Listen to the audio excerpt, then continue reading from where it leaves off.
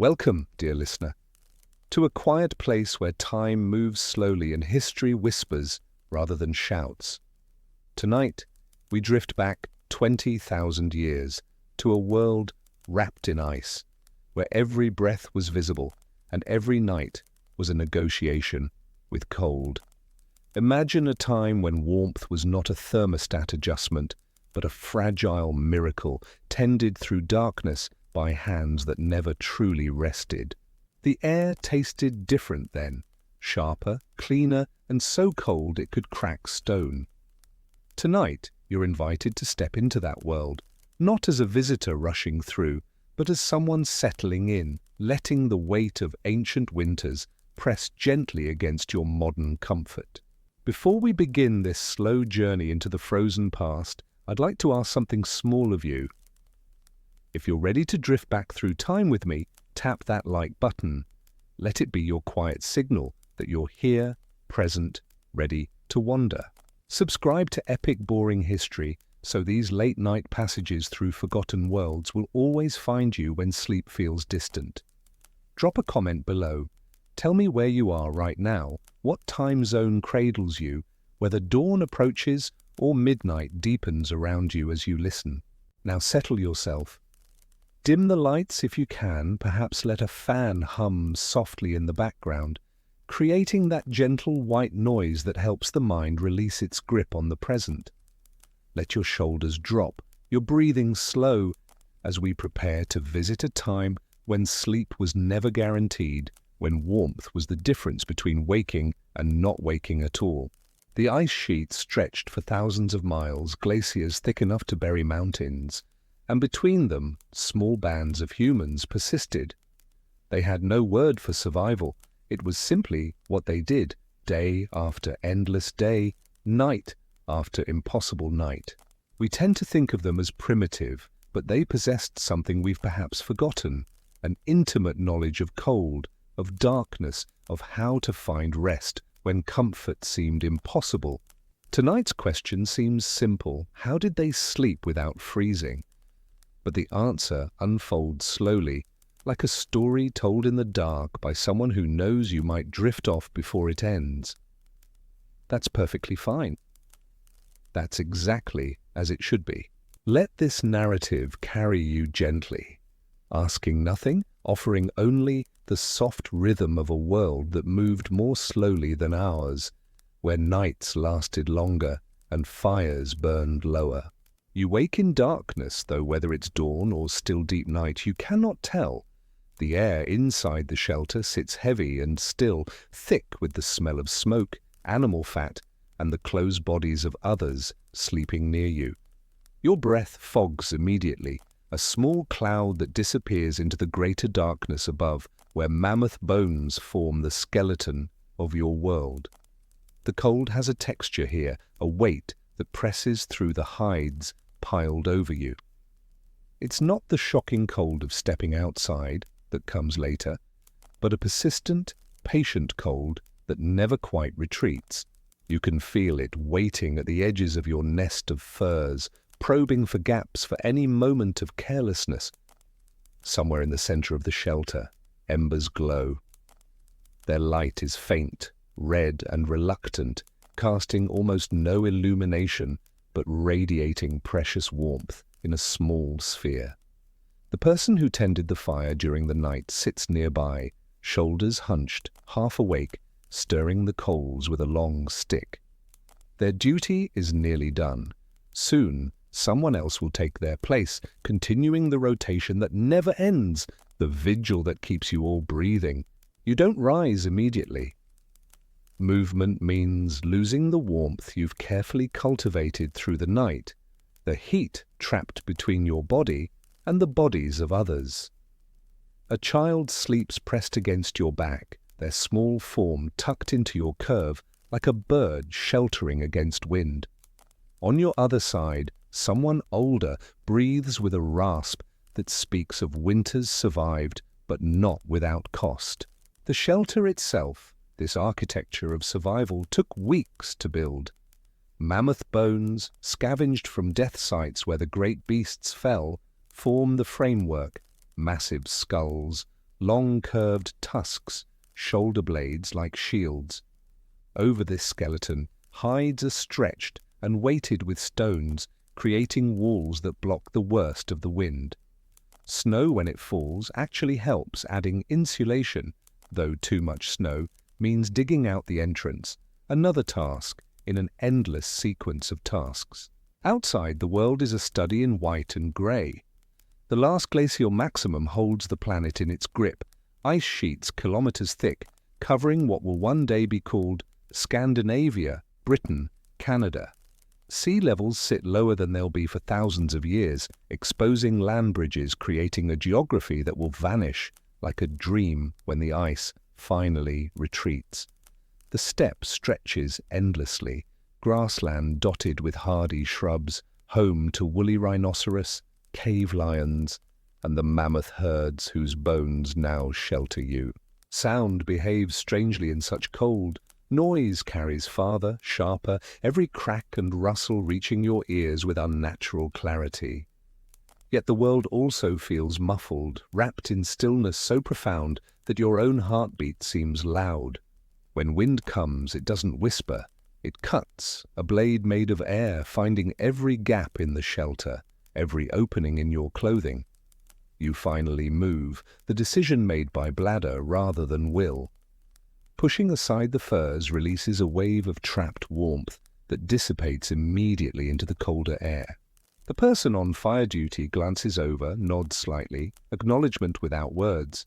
Speech costs energy, heat, and in the hours before dawn, both are too precious to waste on unnecessary sound. The entrance to the shelter is low, requiring you to crawl. This design is intentional. A smaller opening means less heat escapes, less wind enters. You emerge into air so cold it feels solid, each breath burning your throat, your lungs tightening in protest. The sky above shows no stars, clouds hold what little warmth the earth offers close to the ground, though warmth is a generous term for air that would kill exposed flesh in hours. Your clothing is layered, hides worn fur side in against your skin, then another layer fur side out, with the scraped leather between creating pockets of insulating air. Boots reach past your knees, stuffed with dried grass that you'll need to change later. Moisture from sweat freezes, and frozen boots mean frozen feet, and frozen feet mean death, though death takes its time, always takes its time. Mittens attached to cords around your neck keep your hands covered. Fingers are small and exposed, the first parts of you to rebel against the cold. After relieving yourself at the designated spot downwind from the shelter, even frozen urine attracts scavengers, and scavengers mean danger. You return quickly. The brief excursion has already leached heat from your core, and you're grateful to crawl back into the shelter's relative warmth. Relative, always relative. There is no true warmth here, only degrees of cold, gradations of survival. The fire tender has added new fuel, a knob of animal fat wrapped around dry lichen, both hoarded from previous hunts and gathering expeditions. The fat melts and burns with a thick, waxy smoke that makes your eyes water but provides more heat than wood alone. Wood is scarce here on the steppe. There are no forests, only occasional stunted shrubs and the dried dung of herbivores, which burns poorly but is better than nothing. Everything that burns is precious. Waste is not a concept you can afford. As dawn approaches, though still the light seems reluctant, grey rather than golden, others begin to stir. There is no sudden waking, no alarm to jar you from sleep. Instead, people drift back to consciousness gradually, bodies making the calculation, stay in the furs and remain relatively warm but increasingly hungry, or rise and begin the day's work of staying alive. Always it comes back to that, staying alive. The oldest member of your group, a woman whose face is weathered like exposed stone, sits up with a grunt. Her joints ache in the cold. You can tell by the way she moves, careful and slow, letting her body warm before demanding too much of it. She's the firekeeper-in-chief, the one who knows where every cache of fuel lies, who judges whether today's weather will allow gathering or whether you'll all stay huddled inside, burning through reserves. Her knowledge keeps you alive as surely as the fire does.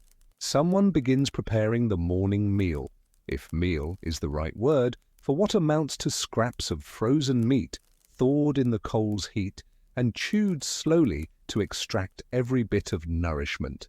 There is no breakfast, lunch, or dinner. There is food when food exists and hunger when it doesn't. Storage is a challenge. Meat frozen solid lasts indefinitely but requires thawing, and thawing requires heat, and heat requires fuel, and fuel requires gathering, and gathering requires energy, and energy requires food. Everything circles back on itself, an endless loop where one miscalculation can unravel everything. You take your assigned tool, a scraper made from flint, hafted to a wooden handle with sinew binding, and begin working on a hide stretched across a frame near the entrance. This hide has been soaking in a mixture of brain tissue and water, a process that softens the leather, makes it supple enough to wear. Now it must be scraped clean of remaining tissue, then stretched and dried, though drying takes longer in such cold, and the hide is stiff and resistant. Your fingers, even inside mittens, grow numb within minutes. You work in short bursts, warming your hands at the fire between sessions, a rhythm that will consume most of the day. The child who slept against you, a boy perhaps 6 or 7, though age is hard to determine when growth is slowed by constant near starvation, watches you work. He's learning, always learning, because knowledge is survival, and survival must be taught. Later, you'll let him try the scraper, guiding his small hands, teaching him the angle and pressure, the patience required. He'll grow frustrated, children always do, but frustration is a luxury, and you'll gently redirect him, showing again, speaking little because the lesson is in the doing, not the telling. Midday arrives with minimal change in light quality.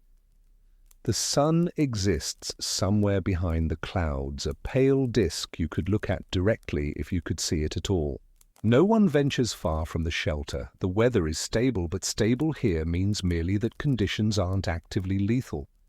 Wind remains steady from the north, bringing air so cold it seems to have traveled from the edge of the world. In a sense it has. The glaciers are not distant things but massive walls of ice within a few days' walk, their presence felt in every breath. Another person returns from checking the trap line, a network of snares set for Arctic hares and ptarmigan. They carry nothing. The traps are empty or have been raided by foxes or are simply in the wrong places because game moves in patterns you can predict only imperfectly. There's no visible disappointment on the trapper's face. Disappointment, like frustration, is unaffordable. They simply nod to the firekeeper, who nods back, an exchange that contains volumes.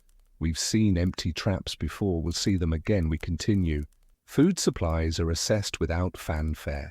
Someone unwraps a bundle kept in the coldest part of the shelter, the back wall, where ice forms even on the inside, and extracts a haunch of meat, frozen so solid it could be used as a club.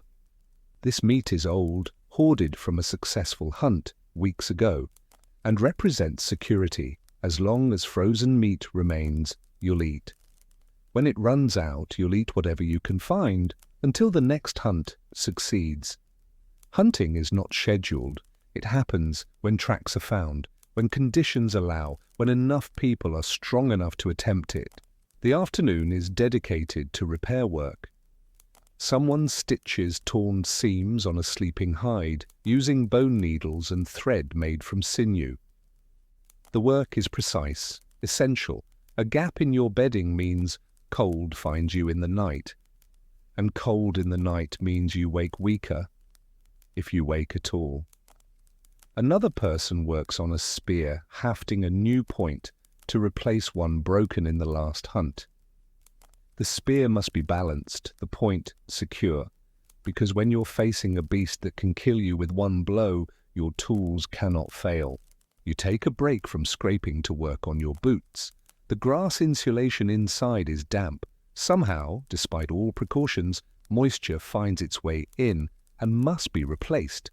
You pull out handfuls of compressed grass, now frozen into lumps, and replace them with fresh grass kept dry near the fire. This task is tedious, repetitive, and absolutely critical. Dry feet mean you can walk tomorrow, wet feet mean immobility, and immobility means death. Everything means death eventually, unless you're careful, vigilant, lucky. Evening arrives early because evening is simply when the already dim light dims further. The fire is fed its evening meal, more fat, a precious piece of wood hoarded from a distant riverbank where stunted willows cling to existence, a handful of dried dung. The fire responds with increased vigor, flames rising higher, and everyone unconsciously shifts closer, drawn to the light and warmth, like moths, like the children of fire that humans are and have always been. Stories begin, not formal storytelling, but the quiet exchange of information that serves as both education and entertainment. Someone mentions seeing a herd of bison in the distance 3 days ago, moving south. This information is debated. Are they still in range? Is the snow too deep for successful hunting? Would the energy expenditure of the hunt be worth the potential reward?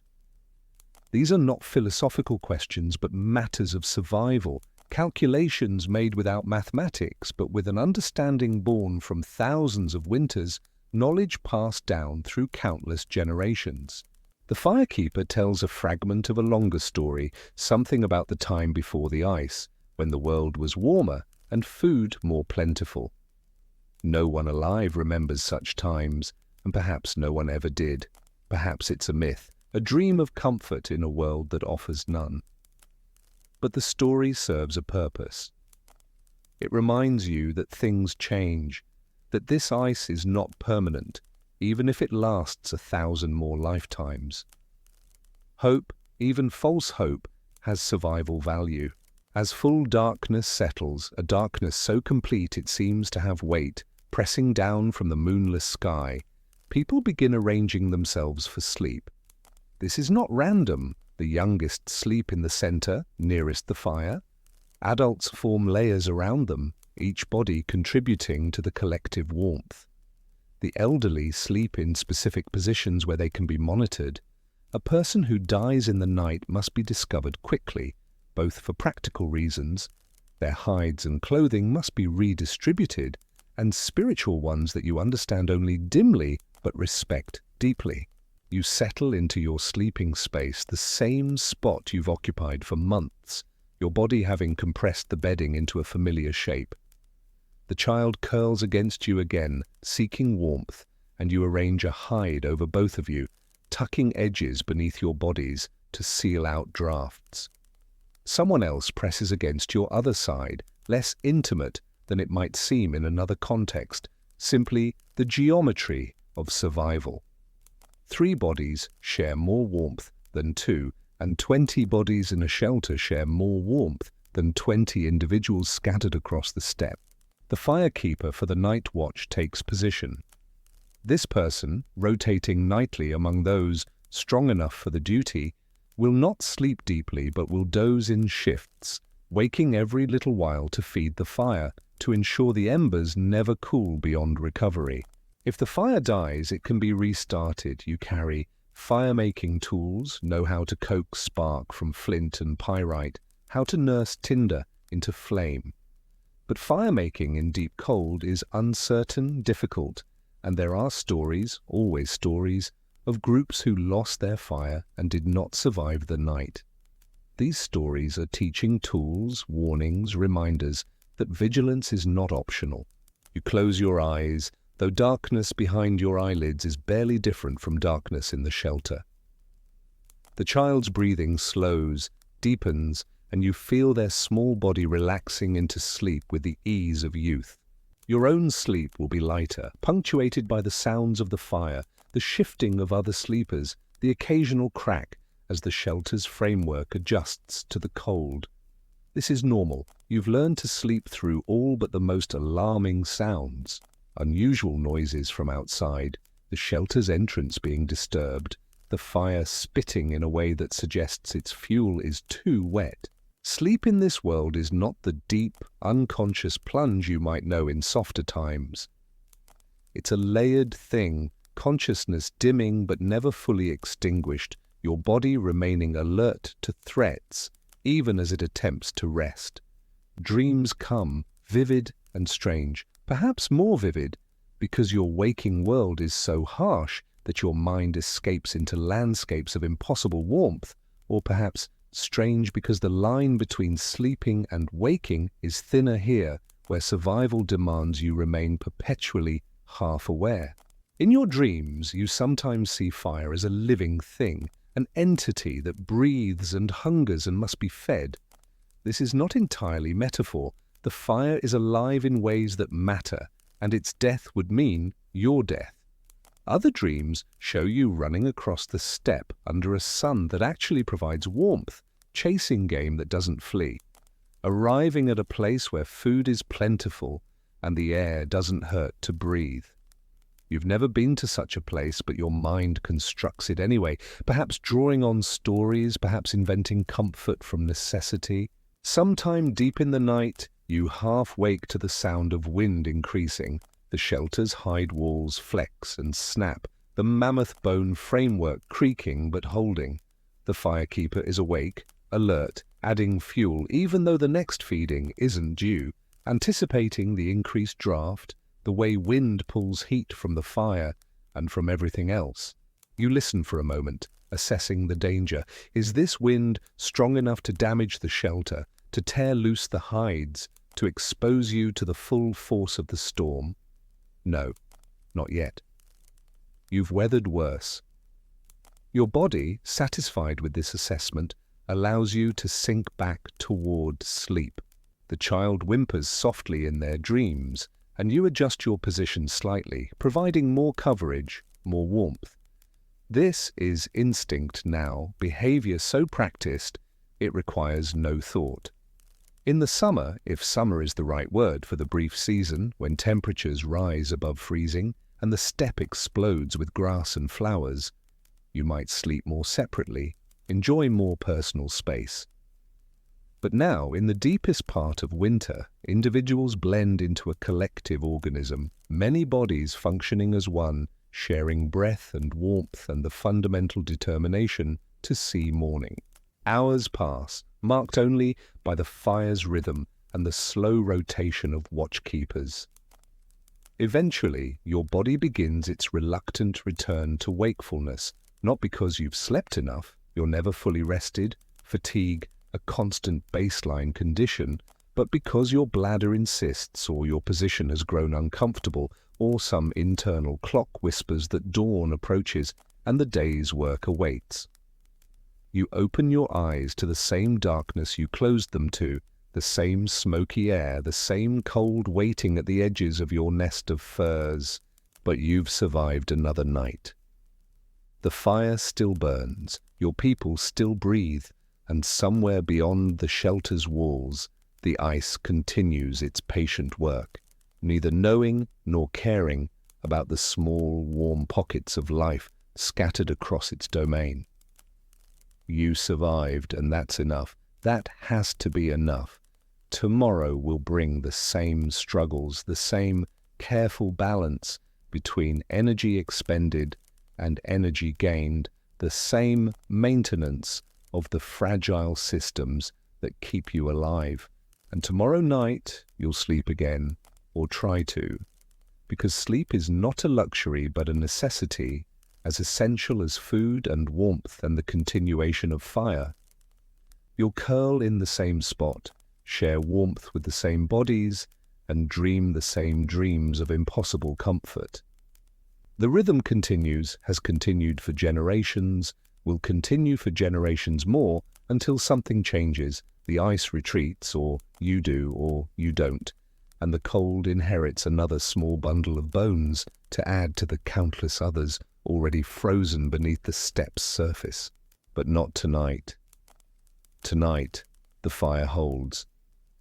Tonight, you wake to cold, but not to death. Tonight is enough. As the long night settles deeper around us, let us shift our attention to a single life, one woman whose name has been lost to time, but whose actions echo through the millennia. She existed somewhere in the vastness of Ice Age Eurasia, perhaps 20,000 years before the first cities rose, before agriculture, before the written word could capture her story. Let us call her Anara, though she would not have recognized this name. It's simply a sound that helps us hold her in our minds as we drift through her world. She was not a leader, not a warrior, not someone whose life was marked by great deeds that would be carved into stone. She was a keeper, a tender, a guardian of the one thing that separated her people from the frozen death that waited always at the margins of their small, warm circle. Anara was born into fire. Her earliest memory, if we could reach back across the millennia to touch it, might have been of embers glowing in darkness, the center of all safety, the heart of her world. Her grandmother had tended the fire before her, and her grandmother's mother before that, a lineage of flame keepers stretching back through generations whose numbers no one counted because counting itself had not yet been invented. The fire that Anara tended was not started yesterday or last season or even within her lifetime. It had been carried forward for so long that its origin had passed from memory into myth, becoming simply the fire that has always been, a phrase repeated without question, because the alternative, that fire could end, was too terrible to contemplate fully. This continuity gave the flame a weight beyond its physical heat, transforming mere combustion into something sacred, something that linked the dead to the living to the not yet born. Her training began in childhood, as all essential training did. She learned first to recognize good fuel, which dry dung burned longest, which animal fats produced the most heat, which rare pieces of wood were worth carrying for miles.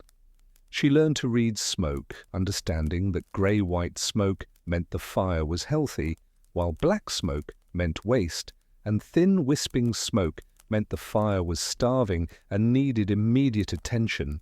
By the time Anara reached womanhood, marked not by age but by her first bleeding, which came late because hunger slows such things, she could judge the fire's needs by sound alone, the soft crackle of sufficient fuel, the angry spitting of wet material, the dangerous silence of embers cooling toward death. Each sound carried information that her hands would respond to before her mind fully registered the threat. This knowledge was not taught through words, but through season after season of proximity, of watching and doing until the fire's rhythms became as familiar as her own heartbeat. Her people numbered about 12 in that particular cold season, 3 family groups bound together by necessity and kinship, sharing 2 shelters and the single fire that connected them. The fire lived in the larger shelter, the communal space where work was done and stories were told, and where Anara spent most of her waking hours. The second shelter, smaller and colder, served as sleeping quarters for some of the group, but even they would visit the fire throughout the night, warming themselves before returning to their beds of hides and shared body heat. Anara's role as firekeeper was not assigned by decree or election, but had emerged naturally from her aptitude and her willingness to sacrifice sleep for vigilance. Others in the group had their specialties.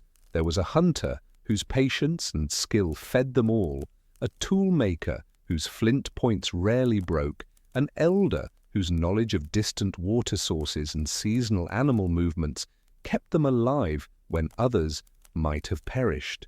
Anara's gift was simpler but no less vital. She could keep fire alive through anything. The fire itself was a modest thing by some measures, a pile of embers in a shallow pit lined with stones, rarely rising into visible flames except during the brief periods when fresh fuel was added.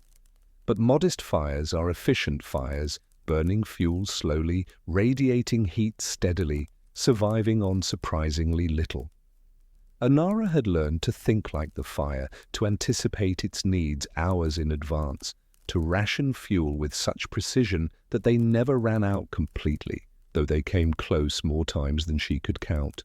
She kept the fire's fuel stored in a specific order, the quick-burning materials near at hand for emergencies, the slow-burning reserves farther back, and the precious fat rendered from kills and hoarded like gold, wrapped in hide and kept away from scavengers. This organization was her mental map, a system she could navigate in complete darkness, her hands knowing where to reach for each type of fuel without hesitation. When the fire demanded food, she never fumbled, never wasted precious seconds searching, because seconds could mean the difference between ember and ash. Her relationship with fire was intimate in ways that people in warmer ages might struggle to understand. She knew its moods, the way it grew sullen when snow fell and air pressure changed, the way it flared eager when winds brought dry conditions, the way it seemed to sleep during the deepest parts of night, conserving its energy just as her people did.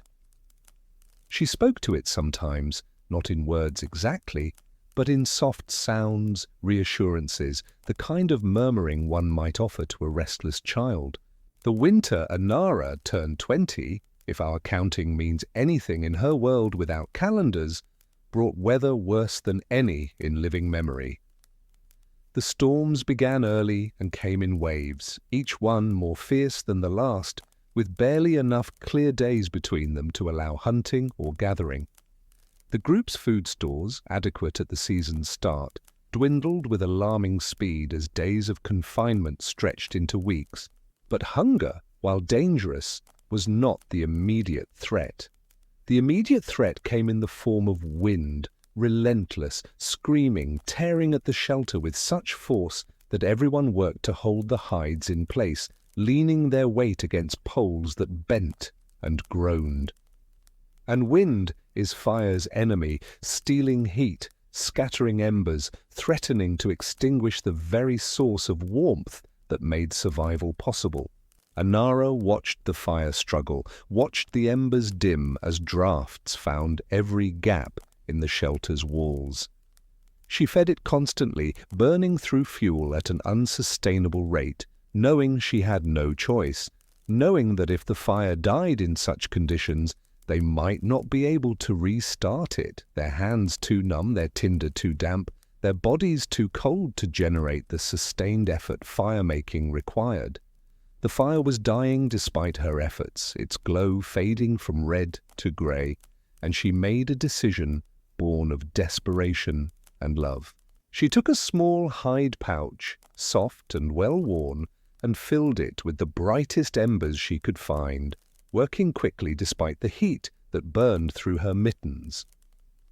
She wrapped the pouch in layers of fur, then pressed it against her chest, inside her clothing, where the embers would have her body heat to supplement their own, and where her body would protect them from the wind. It was dangerous. Embers against skin, even through layers, could burn, but less dangerous than letting the fire die. For 3 days, Anara carried fire inside her clothing. She could not sleep, not truly, because unconsciousness meant the pouch might shift, the embers might spill, disaster might come while she wasn't vigilant. She dozed in short intervals, sitting upright, her hand always on the pouch, feeling its warmth against her sternum, checking its position, adjusting when necessary. The storm howled on, and the shelter grew colder as the main fire pit cooled to nothing, its heat dissipating into memory. Others in the group huddled together for warmth, understanding what Anara was attempting, grateful but unable to help beyond their own survival. They wrapped themselves in every hide they possessed, sharing breath and body heat, while outside the wind made sounds like the cries of dying animals, or perhaps like the cries of dying humans, which in that place and time were probably similar enough. On the 3rd day, the wind finally exhausted itself.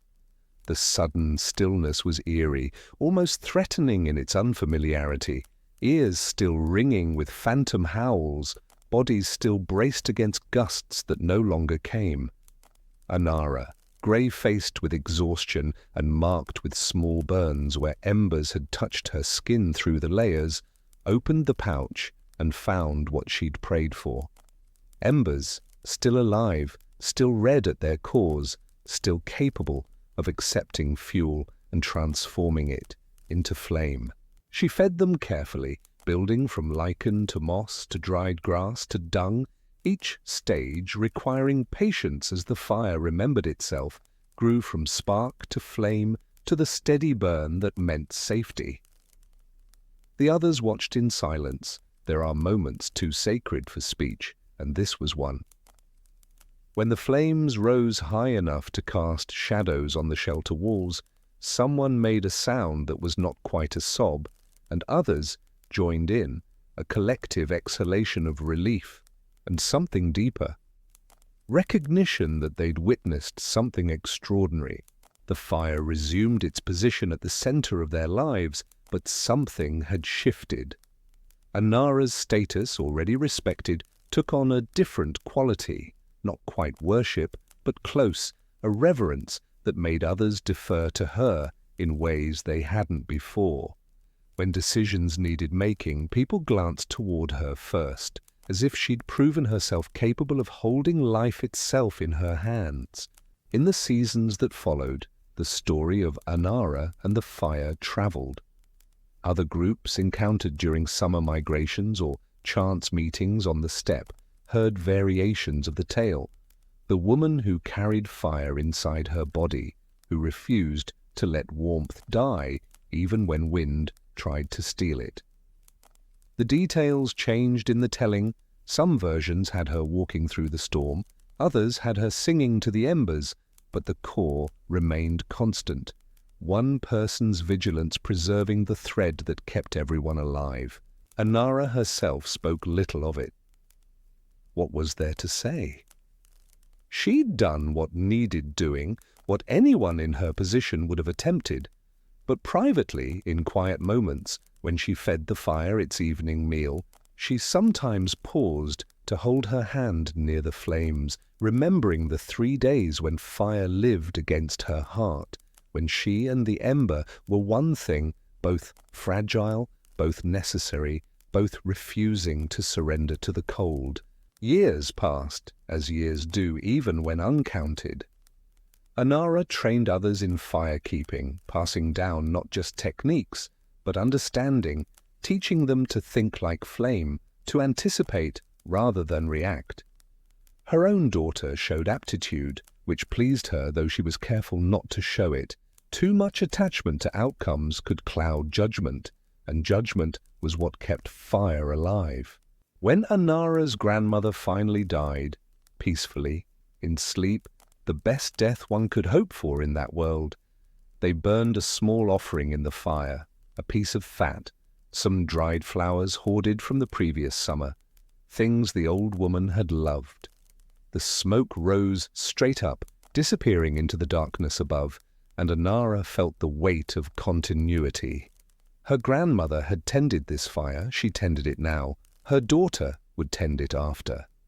The fire outlived individuals, but depended on individuals, a paradox that seemed profound in the smoke-filled dimness. Archaeological evidence, found thousands of years later, would confirm what Anara knew instinctively. At Dolní Věstonice, in what would become the Czech Republic, researchers would find hearths that burned continuously for generations, ash layers meters deep, patterns of heating and cooling that suggested constant tending. At Mezheric in Ukraine, shelters built from mammoth bones, like Anara's own, showed careful fire management, with fuel storage patterns indicating sophisticated understanding of combustion and heat distribution. These ancient fire pits, examined by scientists with tools and theories Anara could never have imagined, revealed a truth she lived daily. Fire was the center of Ice Age society, the literal and metaphorical hearth around which human life organized itself. Without firekeepers, without people willing to sacrifice sleep and comfort to maintain that center, humanity would not have survived the ice. Every person alive today descends from firekeepers, from those who chose vigilance over rest, who carried warmth forward through the coldest nights our species has ever known. Anara's bones, wherever they rest beneath soil that has been farmland and forest and battlefield in the millennia since her death, are indistinguishable from countless others. There is no marker, no monument, nothing to indicate that here lies someone who mattered. But perhaps that's appropriate.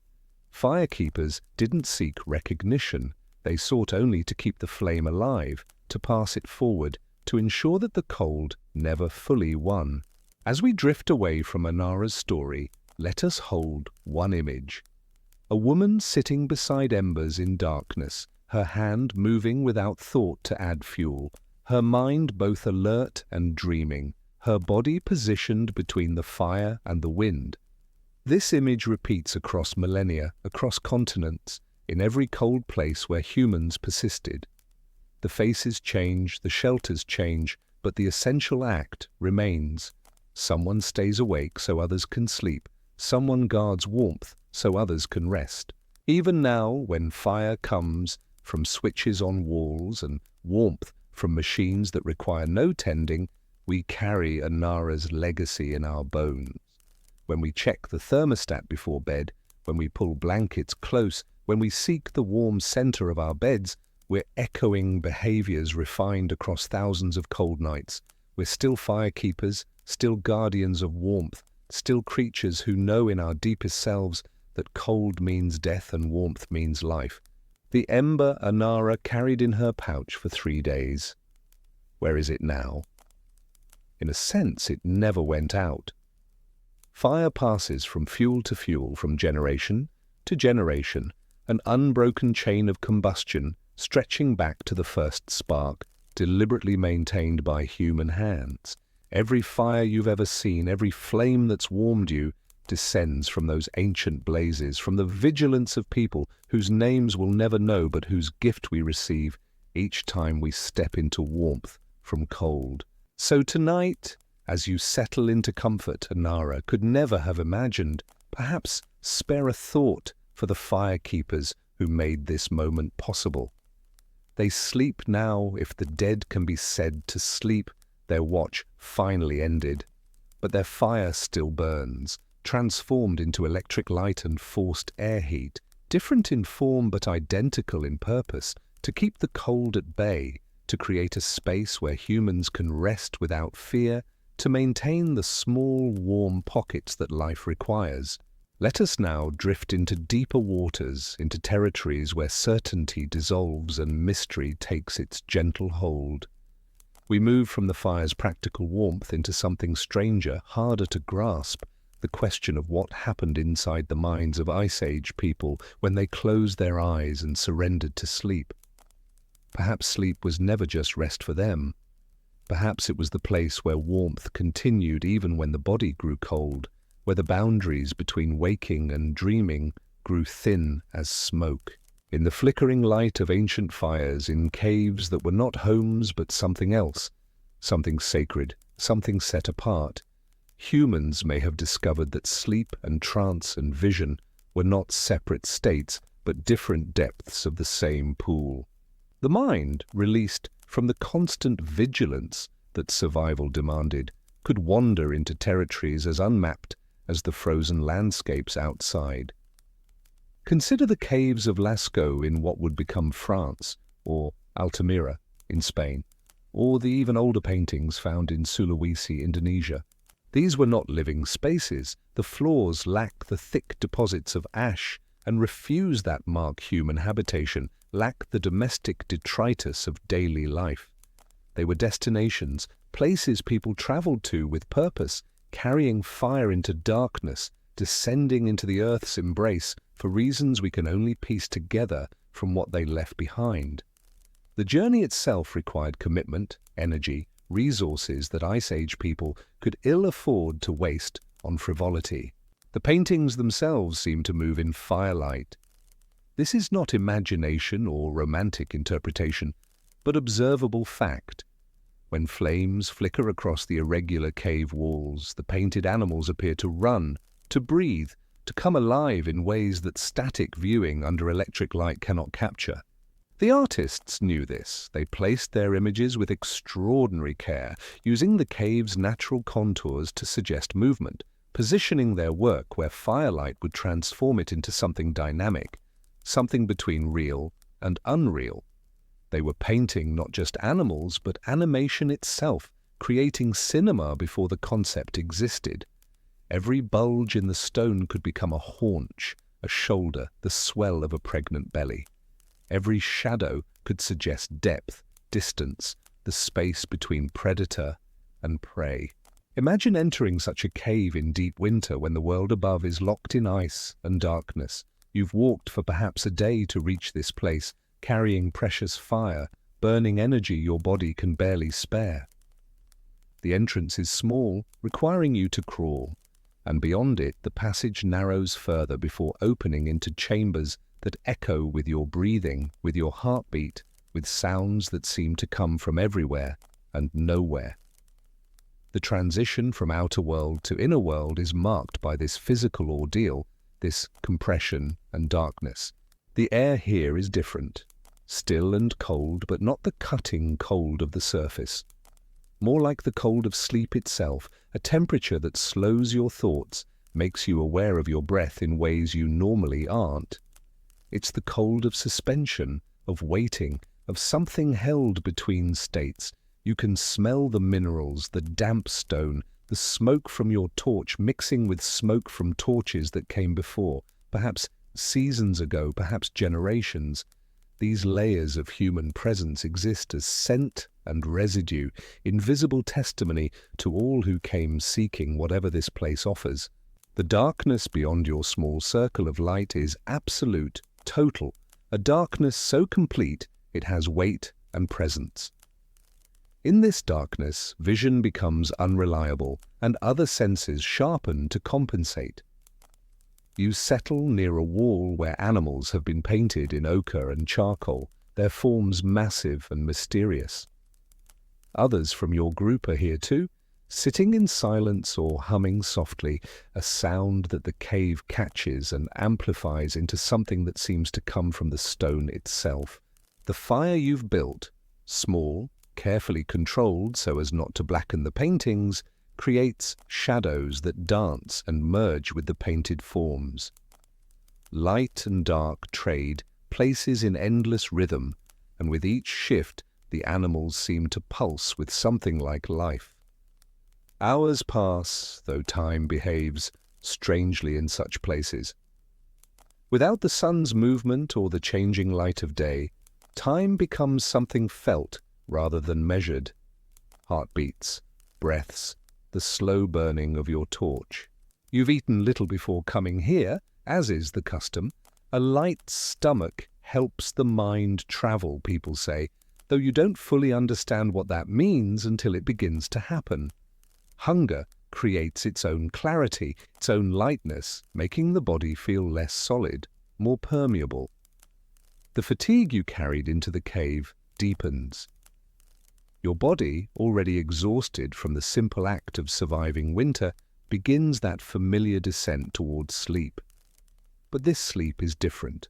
The cold, the darkness, the strange acoustics, the flickering light on painted walls, the presence of others breathing in rhythm nearby. All of it creates a state that's neither fully awake nor fully asleep, a threshold space where the mind does peculiar things. Consciousness becomes fluid, shifting, hard to locate precisely. In this state, the painted bison on the wall might seem to shift, to turn its head, to watch you with eyes that weren't there a moment ago. You know this isn't real, or do you? The fire sputters, the shadows change, and now the bison is still again just paint on stone, just earth and charcoal and the fat that binds them. But for that moment, in your exhaustion and trance, it lived. The boundary between perceiving and imagining dissolves. What you see and what you think you see become indistinguishable, equally valid experiences in this liminal space. Modern research into sleep deprivation and sensory alteration confirms what Ice Age people might have known instinctively. Prolonged wakefulness combined with monotonous conditions can induce altered states of consciousness, visions, experiences that feel profoundly real even though they originate entirely within the mind. The brain, seeking stimulation in a sensory-deprived environment, begins generating its own content. Add to this the effects of cold, hunger, darkness, and rhythmic sound, chanting, humming, the crackle of fire, and you have conditions perfect for what anthropologists might call shamanic journeying, and what psychologists might call self-induced hallucination. Different frameworks for describing the same phenomenon. Consciousness untethered from its usual moorings, but labels matter less than experience. What did they see, those Ice Age people, half asleep in painted caves? Did they encounter the spirits of animals they needed to hunt, making some kind of bargain, asking permission, ensuring the herd would return? Did they experience these encounters as literal meetings with non-human consciousness, as real as any waking interaction? Did they commune with ancestors, with the dead, whose bones they'd carefully buried beneath the hearth, whose presence they felt in the smoke and shadow? The recently departed might have seemed especially close in these underground spaces, these places that resembled graves, these chambers of earth and stone and silence. Did they simply escape, for a few hours, the relentless hardship of their waking lives, finding in trance the comfort that reality denied them? Perhaps the altered state itself was the gift, regardless of what visions it produced. The paintings themselves offer clues. Many are positioned in the deepest, most difficult-to-reach parts of the caves, places where you must crawl through narrow passages, squeeze through gaps barely wide enough for a human body, descend into chambers where the air grows thin and strange. Why paint there, in places so difficult to access, so uncomfortable to occupy? Perhaps because the journey itself was part of the ritual, the physical difficulty preparing the mind for what came after, exhausting the body so the spirit could travel more easily. The ordeal creates the opening. Consciousness, pushed to its limits by physical strain and sensory overwhelm, becomes more porous, more receptive to whatever lies beyond ordinary perception. Some caves contain small alcoves, barely large enough for one person, positioned near painted walls. These might have been sleeping spots, places where individuals spent the night alone, with the images and whatever visions the darkness brought. The idea is haunting, a single human pressed into stone's embrace, wrapped in hides against the cold, watching painted animals pulse and breathe in firelight until sleep took them, or until something that wasn't quite sleep but wasn't quite waking carried them into realms we can only guess at. Solitary vigil in the deep earth, consciousness suspended between rock and vision. What must it have taken to volunteer for such an experience? What combination of courage, curiosity, and desperation would drive someone to spend the night alone in absolute darkness, hundreds of feet underground, with only paint and stone and their own mind for company? Charred torches have been found scattered throughout these caves, their placement suggesting they were used during extended visits, not quick explorations. Some were abandoned, still burning, left in wall cracks where they'd illuminate specific paintings, creating theatre of shadow and light that might continue even after the humans departed.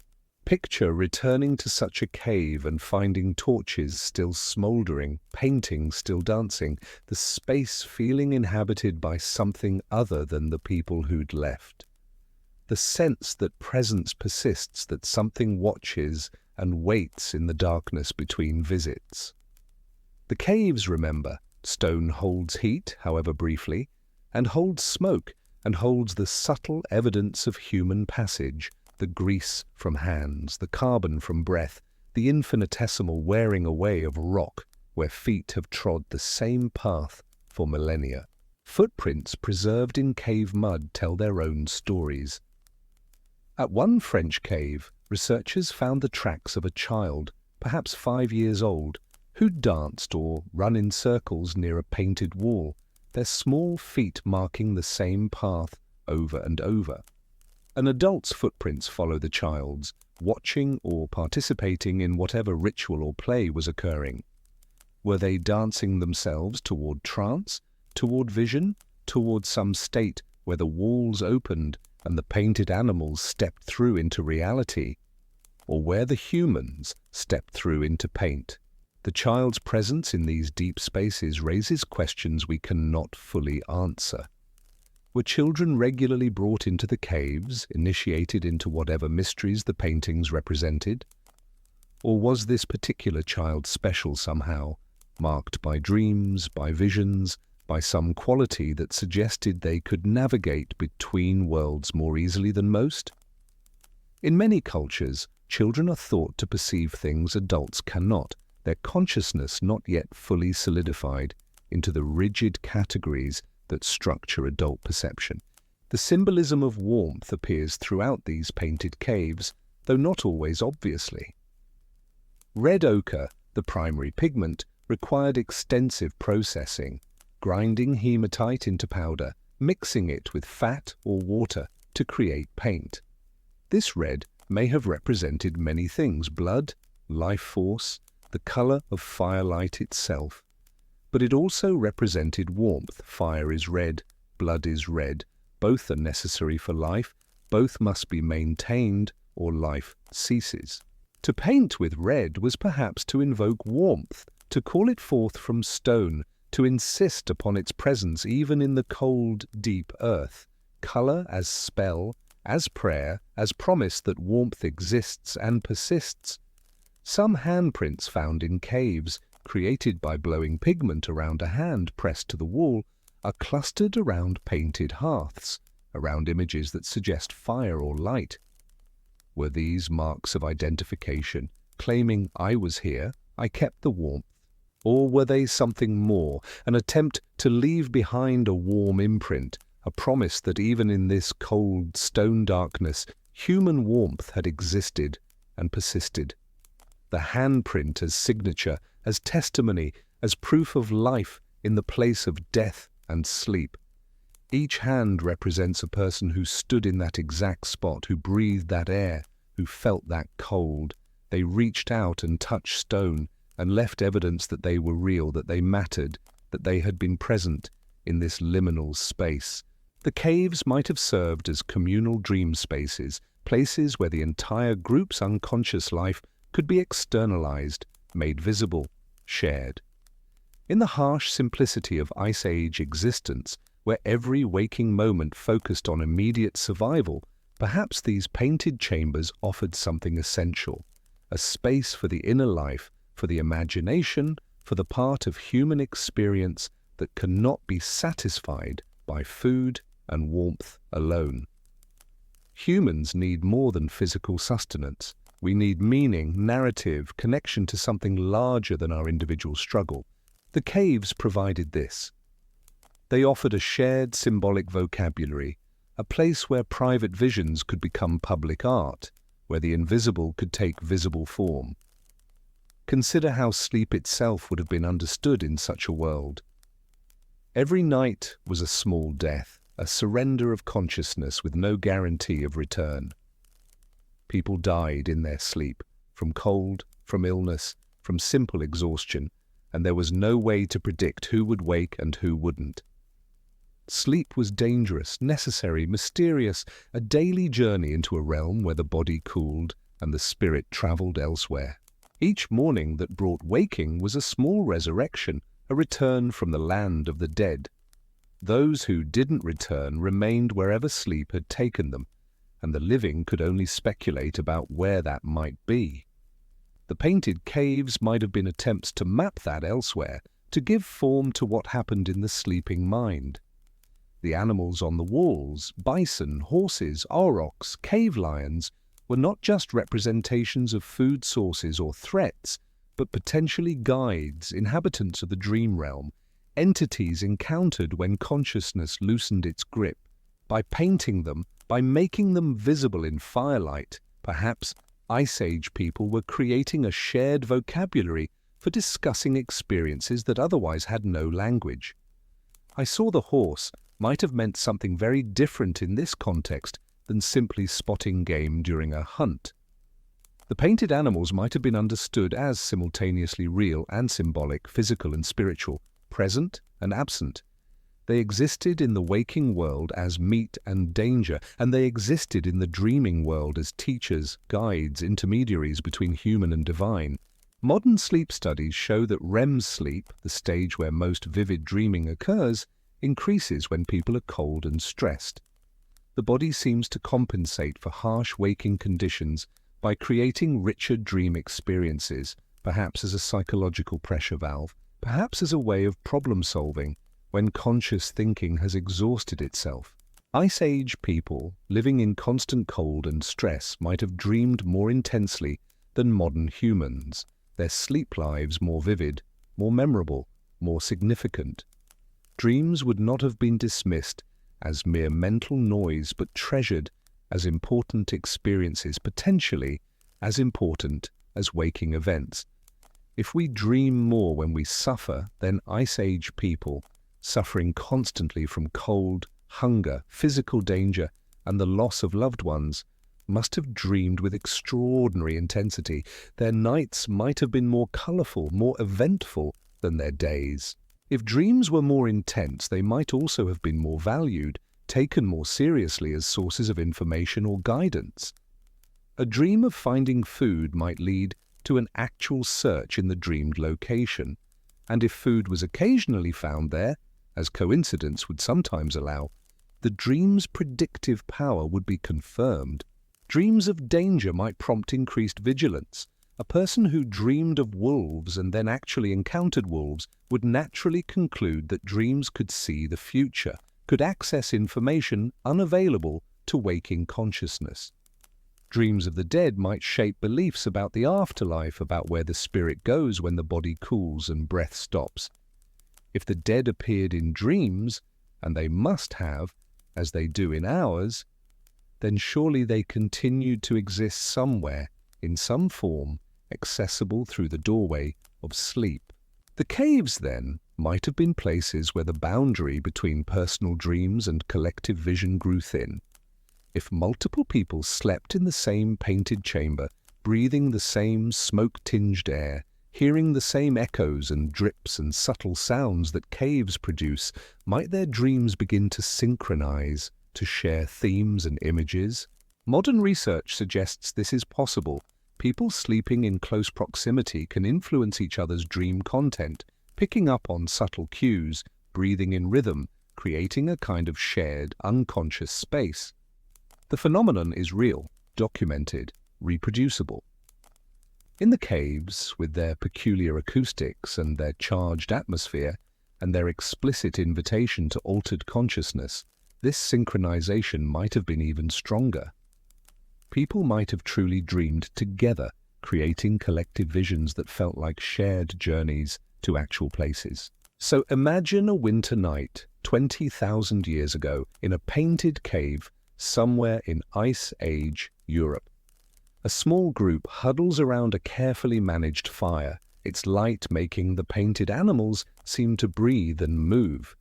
They've come here seeking something, visions, guidance, connection with forces larger than themselves, or perhaps simply escape from the relentless cold and hunger of their daily existence. Each person carries their own reasons, their own questions, their own desperate hopes. The eldest among them has been here many times before. She knows the rhythms of this place, knows how to read the shifts in consciousness that the cave induces, knows when to speak and when to remain silent. The youngest is here for the first time, frightened and fascinated in equal measure. The darkness presses against them with physical weight, and the painted animals seem too large, too alive, too present. One by one they drift into sleep, or something like sleep. Their minds, freed from the demands of survival, begin to wander through landscapes they've never seen in waking life. Lush valleys, warm springs, herds of animals so thick the earth trembles with their passage.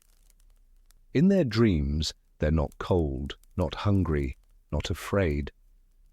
In their dreams, the painted animals come alive and speak in voices that sound like wind, like crackling fire, like the breathing of all who sleep nearby.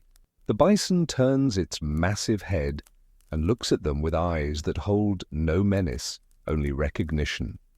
The horse stamps once, twice, and the sound echoes through dream space like thunder, announcing rain. In their shared sleeping, they encounter each other as they truly are beneath their bodies, pure awareness, pure presence, stripped of the physical forms that cold and hunger have worn down to bone and sinew. Here, in dream, they are whole again. The cave walls dissolve or become transparent. Beyond them lie territories that waking eyes can never see, lands where the sun never sets, where herds never diminish, where the dead walk among the living as honored guests. An ancestor speaks, though speaking is not quite the right word. Communication happens through direct transmission of meaning, faster than words, clearer than language. The message is simple: you are not forgotten, you are not alone, continue. Time moves differently here. Hours might pass in dream minutes, or minutes might stretch into dream eternities. The fire in the waking world burns down to coals. The painted animals continue their endless dance in the failing light, patient as stone, eternal as hunger. When they wake, if wake is the right word for the slow return to cold reality, they carry something back with them. A sense of having traveled, of having learned something just beyond the reach of conscious memory. They look at the painted walls with new understanding. These animals are not just images, but doorways, ways of accessing the realm they've just visited.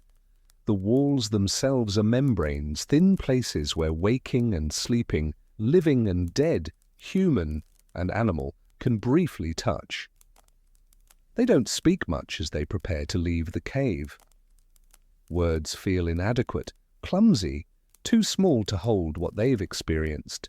The journey back to the surface world is harder than the descent. Gravity pulls at them differently now, and the brightness of daylight, even filtered through winter clouds, feels harsh after the cave's darkness. We cannot know what they truly experienced. We can never crawl inside the skull of someone who died 20,000 years ago, never access their subjective reality, never feel what they felt when firelight made stone animals move.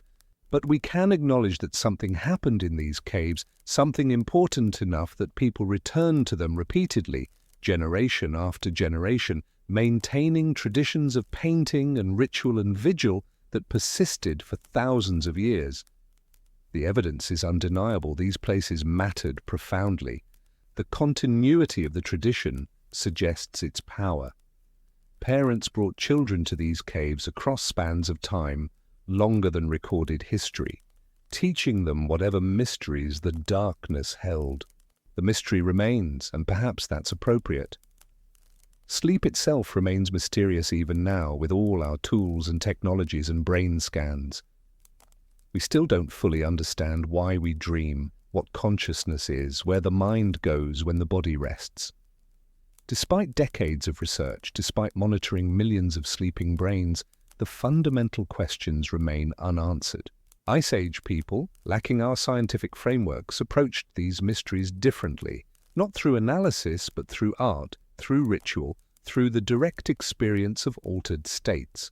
They dove into mystery rather than trying to dissect it from a safe distance. Their answers are painted on cave walls, hidden in the earth, waiting in darkness. When we visit these caves today, shuffling through in guided groups, taking photos with flash, analyzing pigments with spectroscopy, we're trying to see what they saw, to understand what they understood. But we bring electric light which doesn't flicker. We bring full stomachs and warm clothing. We bring consciousness unclouded by exhaustion or trance. We see the art, but we miss the experience that created it.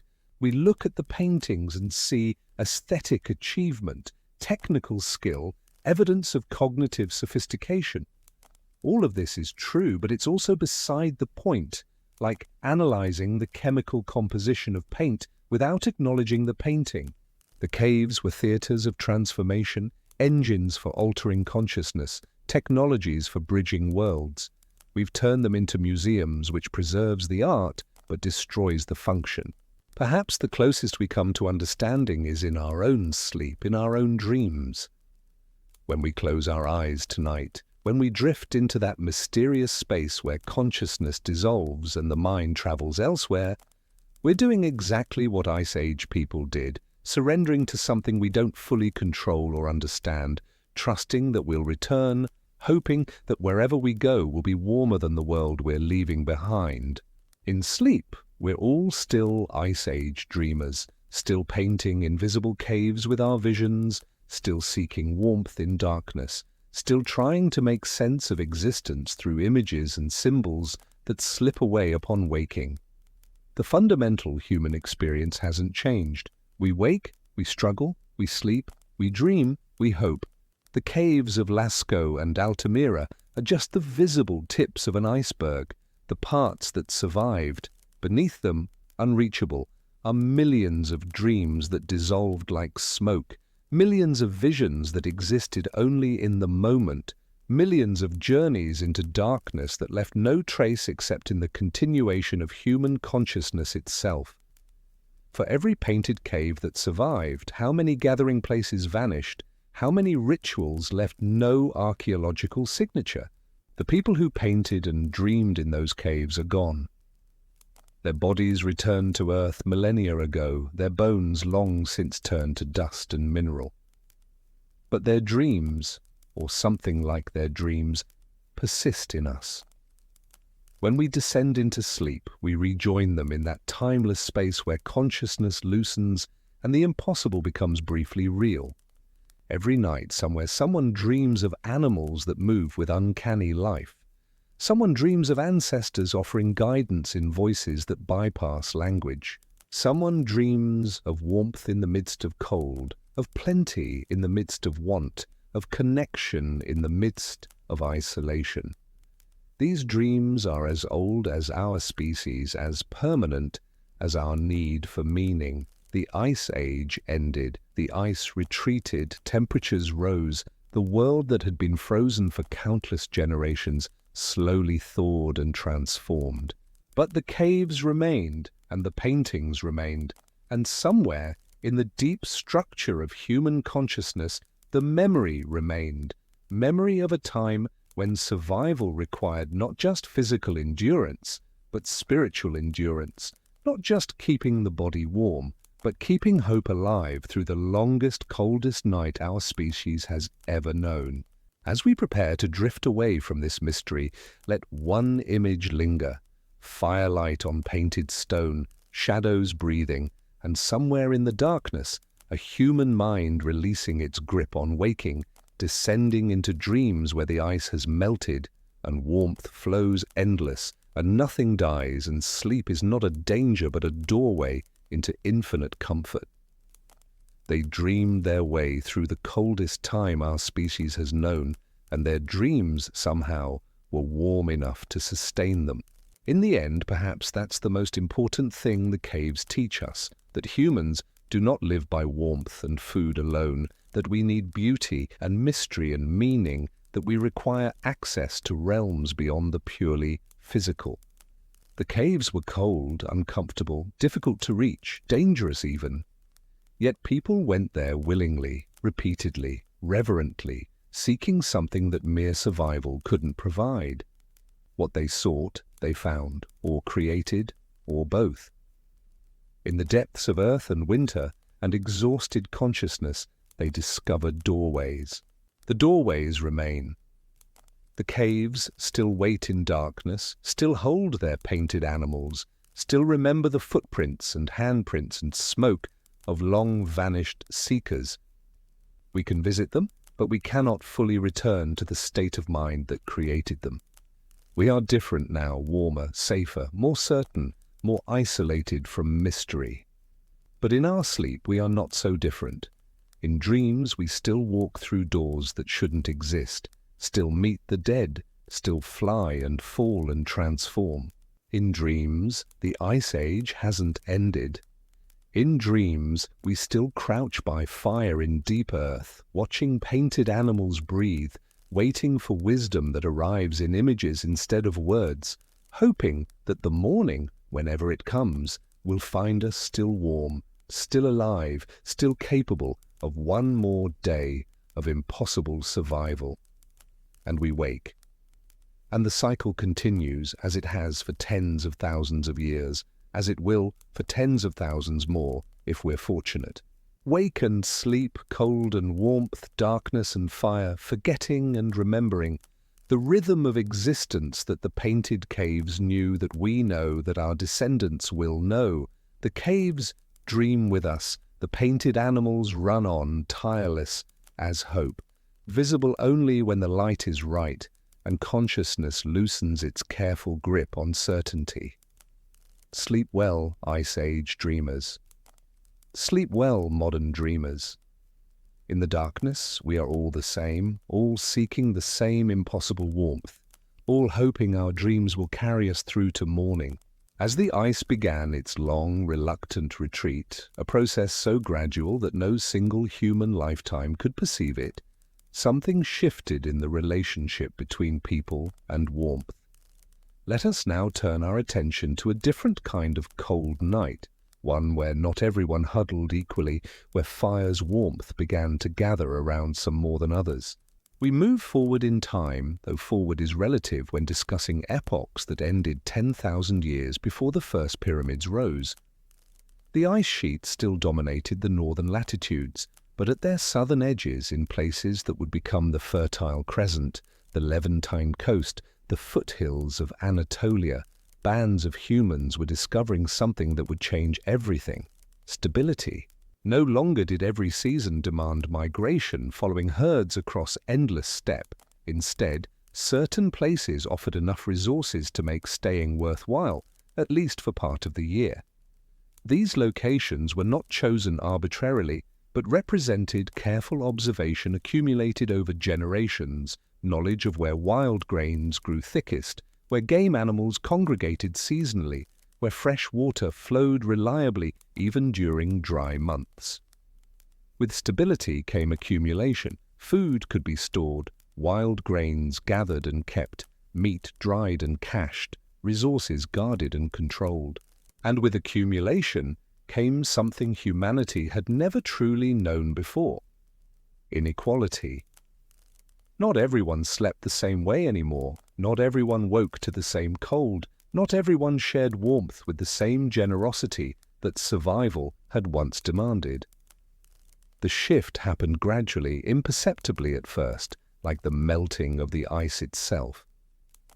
Perhaps it began with a single, successful hunter who, returning with more meat than could be consumed immediately, decided to cache the surplus rather than sharing it all. Perhaps it began with a family who discovered a particularly effective way to process wild grain and kept that knowledge within their kinship group. Perhaps it began with someone who, through accident or insight, learned to make fire more efficiently and traded that skill for other advantages. However it started, the pattern established itself and spread. Resources that once circulated freely through communities began to accumulate in certain hands, to be guarded and controlled, to become the basis for power and status. Consider the Natufian culture, flourishing around 12,000 years ago in the Levant. These were people transitioning between worlds, still hunting gazelle and gathering wild wheat, but doing so from permanent villages, from structures built to last seasons rather than days. Their houses were circular, built partially underground for insulation, with stone foundations that would outlast the builders by millennia. The choice to build underground was not merely practical, but represented a profound commitment to place, a declaration that this spot of earth was worth the extraordinary labor of excavation and construction. Inside these houses, hearths burned, not the temporary fires of nomads, but established fire pits, used repeatedly, building up ash layers that archaeologists would later read like history books. Each layer of ash told a story: what woods had been burned, what foods cooked, how hot the fires had burned, how carefully they had been tended. But not all hearths were equal. Some houses had larger hearths, more elaborate construction, more evidence of abundant fuel. Some had multiple fire pits, as if warmth was so plentiful it could be distributed casually through different rooms. These weren't accidents of preservation or random variations, they were deliberate differences, markers of status, early indications that warmth was becoming something more than communal necessity. The distribution of hearth sizes within Natufian settlements follows a pattern that would become familiar throughout human history. A few very large hearths, more moderate-sized ones, and many small, inadequate fires. This distribution was not natural, but cultural, not an accident of resources, but a reflection of emerging social structures that determined who deserved warmth and who merely needed to survive. Imagine two families in the same Natufian village, separated by perhaps 50 meters, but living in increasingly different worlds. In the first house, the larger one, positioned at the village center, a family of 5 sleeps on platforms raised slightly above the floor, cushioned with layers of woven reed mats and hides. Their fire burns steadily through the night, tended by a young woman whose sole responsibility is its maintenance. She doesn't hunt, doesn't gather, doesn't make tools. She keeps fire alive, a specialization that only abundance makes possible. Her knowledge of fire is deep but narrow, focused entirely on the domestic hearth rather than the survival fires her nomadic ancestors had known. She understands which woods burn longest through the night, which produce the least smoke, which create the most pleasant scents when their resins heat and release. She knows how to bank a fire so it will smolder for hours without attention, how to revive it quickly when needed, how to read the color of flames and adjust fuel accordingly. This expertise, which in earlier times would have been distributed among all members of a group, now resided in her alone, making her both valuable and vulnerable. The walls of this house are plastered with clay mixed with straw, creating a smooth surface that reflects firelight and retains heat more efficiently than bare stone. The plaster represents hours of labor, gathering the right clay from specific locations, mixing it with precisely cut straw, applying it in layers that must dry between applications, smoothing and finishing the surface. Niches in the walls hold clay vessels filled with rendered fat, grain, dried meat, reserves that speak of successful hunts and harvests, of having more than enough for immediate needs. Each vessel is itself a marker of wealth, requiring skill to create, time to fire, resources to fill. The smell here is rich: roasting meat, herbal smoke from plants burned for their pleasant scent, the earthy smell of fresh plaster. Sleep comes easy in such a space, warmth reliable, hunger a distant memory. The children in this house have never known truly desperate cold, have never woken to find the fire dead, and no easy way to relight it. Their bodies develop differently, their brains too, nourished by consistent warmth and abundant food, freed from the constant low-level stress that deprivation creates. In the second house, smaller, positioned at the village edge, another family huddles around a modest fire that will die to embers by midnight because fuel must be rationed. Their sleeping area is simply the floor, covered with whatever hides they've managed to acquire through their own hunting or through providing labor to wealthier families. The walls are less finished, gaps letting in drafts that make the fire dance and sputter. These gaps are not entirely accidental. Good plaster requires time and materials that this family cannot spare, their labor claimed by the daily necessities of survival. They eat before sleeping, but the portions are smaller, the meat less fresh, supplemented with bitter tubers and fibrous plant material that fills the stomach without satisfying hunger. The parents eat least, saving the better portions for children, a calculation that any parent throughout history would recognize. The father of this family works for the wealthier households, hauling wood, processing hides, performing the heavy labor that accumulation requires. His hands are calloused beyond what nomadic life would have demanded, his back permanently bent from carrying loads that serve other families' comfort. Both families are part of the same community, speak the same language, worship the same spirits. Yet their experience of night, of cold, of the simple act of sleeping differs more than it did for their nomadic ancestors. The wealthy family sleeps deeply, their children dreaming in warmth, waking refreshed. The poorer family sleeps lightly, waking frequently to feed the fire, to adjust positions, to comfort children who whimper in the cold.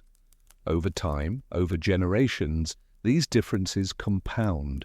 Well-rested children learn faster, grow stronger. Exhausted children struggle, sicken more easily.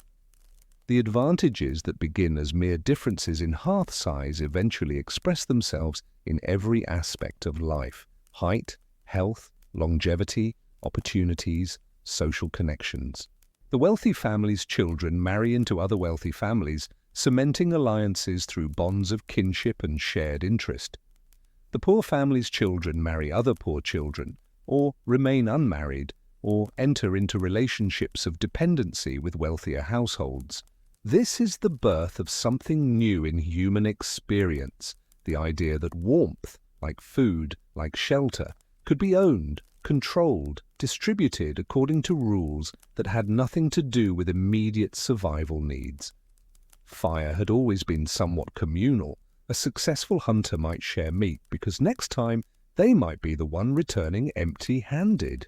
But permanent settlements allowed for hoarding, for planning beyond the next meal, for the accumulation of advantages that could persist across seasons. The logic of reciprocity that governed nomadic bands, where today's giver might be tomorrow's receiver, broke down when resources could be stored indefinitely, when today's wealthy could remain wealthy tomorrow and the day after. The transformation was justified in various ways, through stories and customs that made inequality seem natural or inevitable. Perhaps the wealthy families were descended from particularly successful hunters whose prowess was believed to be divinely blessed. Perhaps they controlled access to sacred sites or knowledge, making their elevated status seem like a religious necessity rather than a social arrangement. Perhaps they were simply first to settle a particularly advantageous location, and possession even then conferred legitimacy. Archaeological evidence from sites like Jericho, one of the oldest continuously inhabited settlements, shows this stratification clearly. Some dwellings were substantially larger and better constructed than others, with evidence of specialized craft production and storage. The differences were not subtle. Some houses had 3 or 4 times the floor space of others, with correspondingly greater hearth capacity, storage areas, and architectural elaboration. These were not homes built by and for individuals of roughly equal status, but monuments to emerging hierarchy. Certain individuals were buried with grave goods, beads, tools, shells from distant seas, while others went into the earth with nothing. The shells are particularly revealing, representing trade networks that stretched hundreds of kilometers, access to exotic goods that only certain members of society could command. These differences in death likely reflected differences in life, and prominent among those differences would have been access to reliable warmth. The wealthy were buried with fire-making tools of superior quality, carefully worked flint, imported pyrite that sparked more readily, tinder preparations that would catch flame even in damp conditions. The poor, when they were buried rather than simply abandoned to the elements, went into the earth with nothing, not even the basic tools needed to make fire. It was as if inequality was expected to persist beyond death itself, the wealthy maintaining their advantages in whatever afterlife awaited. By the time of Göbekli Tepe, that mysterious temple complex in what is now Turkey, built by people who were still primarily hunter-gatherers but gathered in numbers that suggest emerging hierarchy, fire had acquired deeply symbolic meanings beyond its practical warmth. The site features massive stone pillars arranged in circles, and at the center of these circles, evidence of fires burned during rituals and feasts. These were not domestic fires, but communal blazes, attended by many, their smoke rising as offering or signal or simply spectacle. The pillars themselves, some weighing multiple tons, could only have been moved and erected by organized labor on a scale that implies social complexity and hierarchy. The carvings on these pillars, animals, abstract symbols, anthropomorphic figures, suggest a cosmology in which fire played a central role, perhaps as a mediator between human and divine realms. The fires burned at the literal center of ritual spaces, making them the axis around which the sacred world revolved. Who controlled these ritual fires? Who decided when they would burn, what would be burned in them, who could approach their warmth? The answer, though we cannot know with certainty, was probably a small group of individuals, religious specialists, emerging priests, the first humans whose relationship with fire was primarily symbolic rather than practical. They didn't need to tend fire for warmth or cooking. Others did that for them. Instead, they tended fire as ceremony, as power made visible, as the literal center around which society organized itself. Their clothing would have been distinctive, marking them as separate from ordinary people, and they likely lived in structures near the temple complex, their material needs provided by the labor of others. The temple fires were fed with specific woods, perhaps, or certain animal fats that produced particular colors or scents when burned. The rituals surrounding these fires were probably elaborate, involving processions, chants, offerings, the participation of hundreds or thousands of people who gathered periodically to witness or participate in ceremonies they may not have fully understood. This shift from fire as survival tool to fire as status symbol marks a profound transformation in human consciousness. For hundreds of thousands of years, warmth had been democratic in its essential way. Everyone needed it equally. Everyone suffered cold equally. Everyone participated in maintaining the fires that kept groups alive. But with sedentism, with agriculture's first stirrings, with populations growing beyond the intimate scale of nomadic bands, warmth became something that could be monopolized. The practical knowledge of firekeeping, once distributed throughout every human group, became concentrated in specialists whose expertise was simultaneously valued and taken for granted. The wealthy family sleeping near their abundant hearth wasn't just physically warmer, they were psychologically different. They didn't wake with the animal fear that the fire might die, that cold might creep in and steal away children or elders during the night. Their relationship with fire shifted from desperate necessity to comfortable expectation, from partnership to possession. Fire served them. They no longer served fire. This psychological shift had profound implications for how humans understood themselves and their relationship to the natural world. When fire was a desperate necessity, humans remained humble, aware of their vulnerability, conscious that survival was never guaranteed.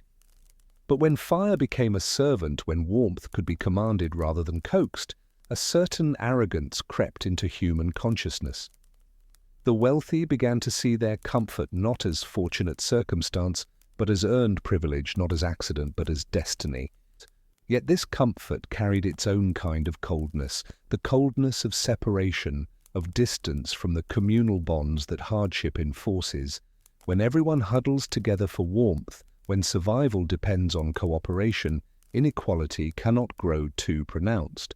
But when some sleep warm and others cold, when some families have fuel to waste and others ration every scrap, the social fabric begins to fray in ways that no amount of heat can repair. Trust erodes when advantages are hoarded. Solidarity weakens when the suffering of neighbors can be ignored. In the larger houses of early settlements, a new kind of sleep became possible, solitary rest, or nearly so. Parents might sleep separately from children, using different fire pits, enjoying privacy that nomadic life could never afford. This privacy was luxurious but also lonely, a trade-off between warmth and connection that humans are still negotiating 10,000 years later. The rich slept alone, the poor slept together, and both conditions carried their own psychological costs. The wealthy gained personal space but lost the intimate knowledge of others that comes from sleeping in close proximity, hearing each breath and movement, developing the deep familiarity that shared vulnerability creates. The poor maintained those bonds of proximity but lost the peace that comes from uninterrupted rest, from sleeping without bodies pressed against you, from breathing air that isn't shared with a dozen others. Religious and ritual life increasingly centered on fire's control. In many early agricultural societies, temples maintained eternal flames, hearths that were never allowed to die, tended by priests or priestesses whose entire lives revolved around this sacred duty. These flames were descendants of the survival fires that Anara and her ancestors tended, but transformed, no longer merely keeping people alive, but representing continuity, divine presence, the community's spiritual core. The eternal flame became a powerful symbol, its persistence through days and years and generations, a metaphor for the endurance of the community itself. The tenders of these sacred fires occupied a paradoxical position in early hierarchical societies. On one hand, their role was honored, sacred, essential to the spiritual life of the community. On the other hand, they were servants, bound to an endless task, unable to leave their posts, their lives circumscribed by the demands of fire maintenance. Many were women or individuals of ambiguous social status, valued for their work but not for themselves, essential but also expendable. Access to these temple fires often became a privilege. Perhaps only certain families could take embers from the sacred flame to light their home hearths, creating a spiritual hierarchy that mirrored economic inequality. Those who controlled fire, both literally and symbolically, controlled society.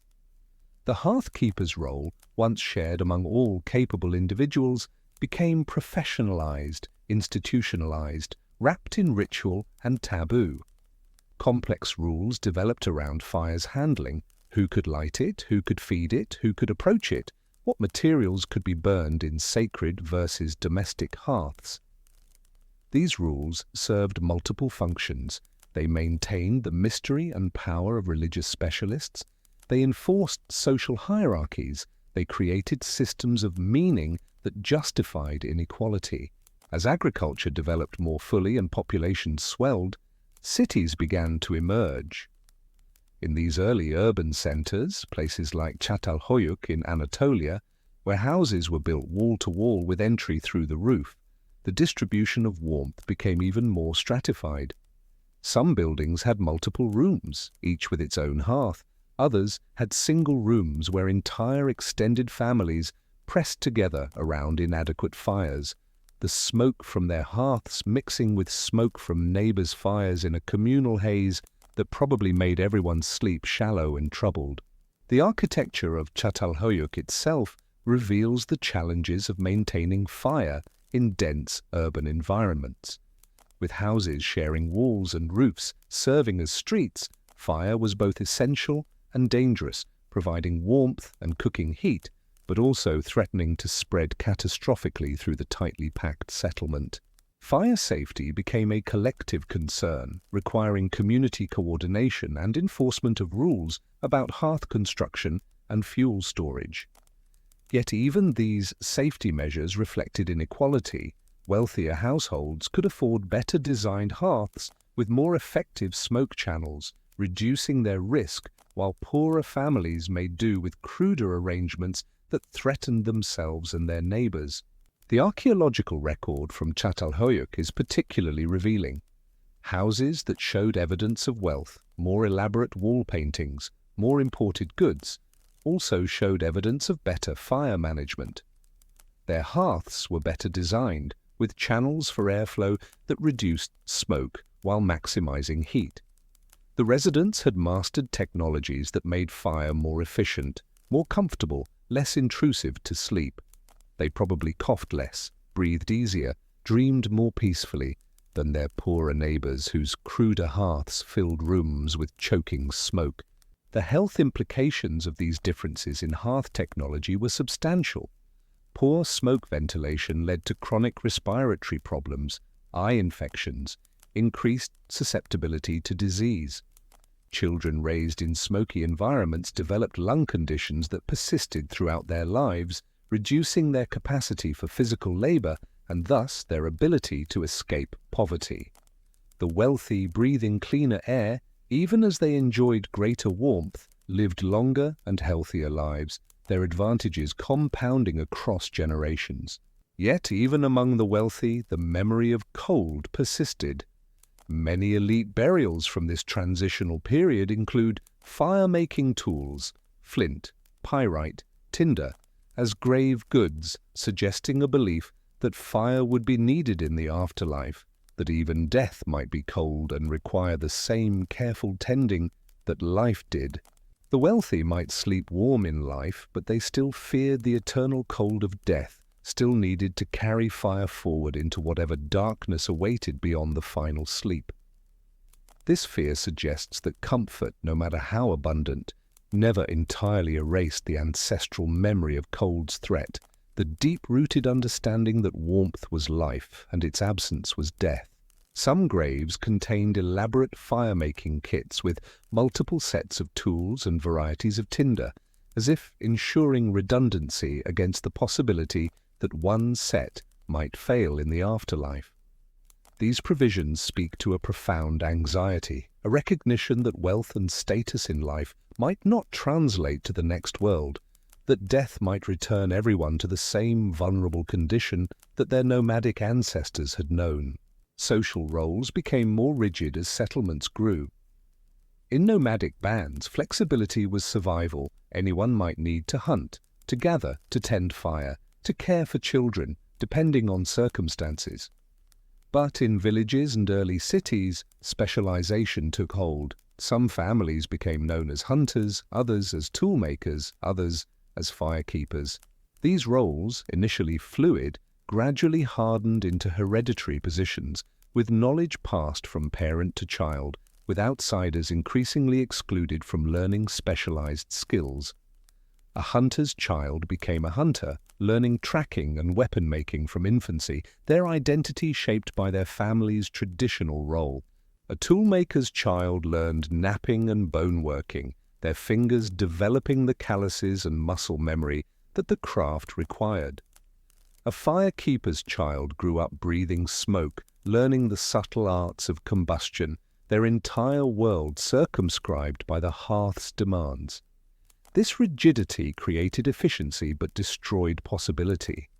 A child born to firekeepers might have the potential to be an extraordinary hunter or artist or religious leader, but social structures increasingly prevented such transitions.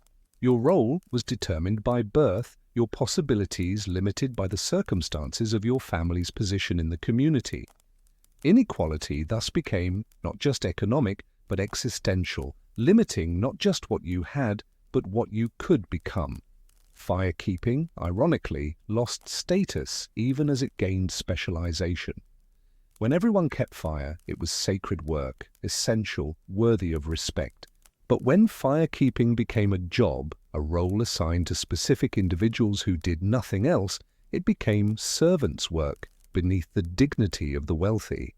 The rich still needed fire, still depended on it absolutely, but they no longer touched it themselves, no longer felt its demands and personality, no longer knew it intimately as Anara had known it. This distance from fire was both gift and loss. The wealthy gained time to think, to create art, to develop technologies, to build the foundations of civilization. No longer spending hours each day maintaining fire, they could turn their attention to other pursuits. But they also lost something harder to quantify: the direct, unmediated relationship with the element that had made human survival possible, the intimate knowledge of warmth's fragility, the constant awareness that comfort was never guaranteed, but always contingent on effort and vigilance. The wealthy began to forget what their ancestors had known, that fire was a living thing demanding attention and respect, that warmth was earned through constant care, that comfort was a fragile achievement always threatened by neglect or misfortune. This forgetting made them both more creative and more callous, freed from practical concerns but also disconnected from the realities that governed most human lives. By the end of the Ice Age proper, roughly 10,000 years ago, the transformation was well underway. Warmth had become a commodity, fire a tool of power, and sleep itself an increasingly unequal experience. The cold didn't disappear when the glaciers retreated. It simply relocated, moving from the physical realm into the social one. Some people still shivered through long nights, still woke to frost and hunger, still knew the intimate terror of fires dying and not knowing if they could be relit. Others slept in comfort unprecedented in human history, their biggest concern not survival, but status, not whether they'd wake, but how well they'd rested. The distance between these two experiences, between sleeping cold and sleeping warm, was becoming as vast as the distance between the glaciers and the warming lands they revealed. The archaeological sites from this period show this transition in their very structure. Early in the sequence, houses are relatively uniform, small differences in size or construction, but nothing dramatic. Later in the sequence, differences become pronounced. Large houses and small houses, elaborate burials and simple burials, evidence of craft specialization and labor differentiation. Humanity was discovering that inequality, once established, tends to grow, that advantages compound across generations, that the gap between those who sleep warm and those who sleep cold widens with each passing year. Statistical analysis of house sizes from settlements across the Levant and Anatolia reveals a consistent pattern.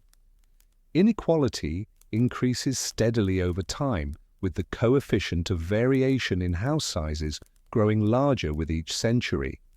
This is not random variation, but a systematic trend, suggesting that the forces creating inequality were powerful and consistent across different communities and environments. Yet, even in this growing inequality, something of the old ways persisted. Communal feasts still happened, times when the entire community gathered around massive fires to share food and warmth.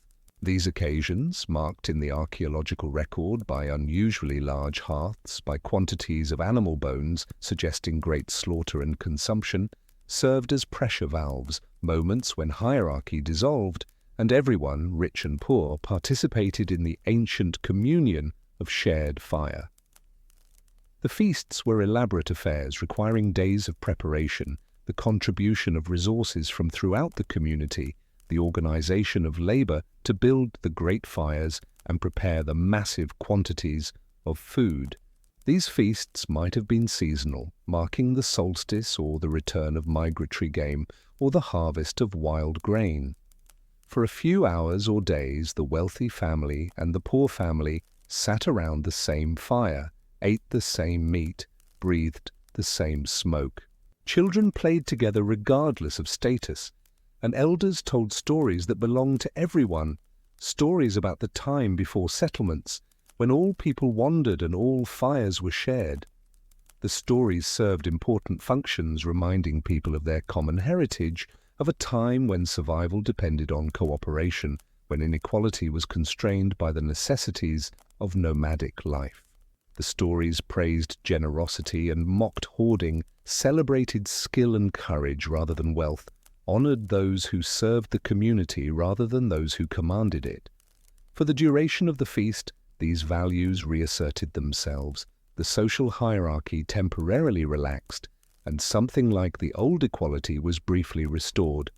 But then the feast would end, and people would return to their separate dwellings, to their separate fires, to their separate sleeps. The wealthy family would return to their cushioned platforms and abundant hearths, sinking into warm rest.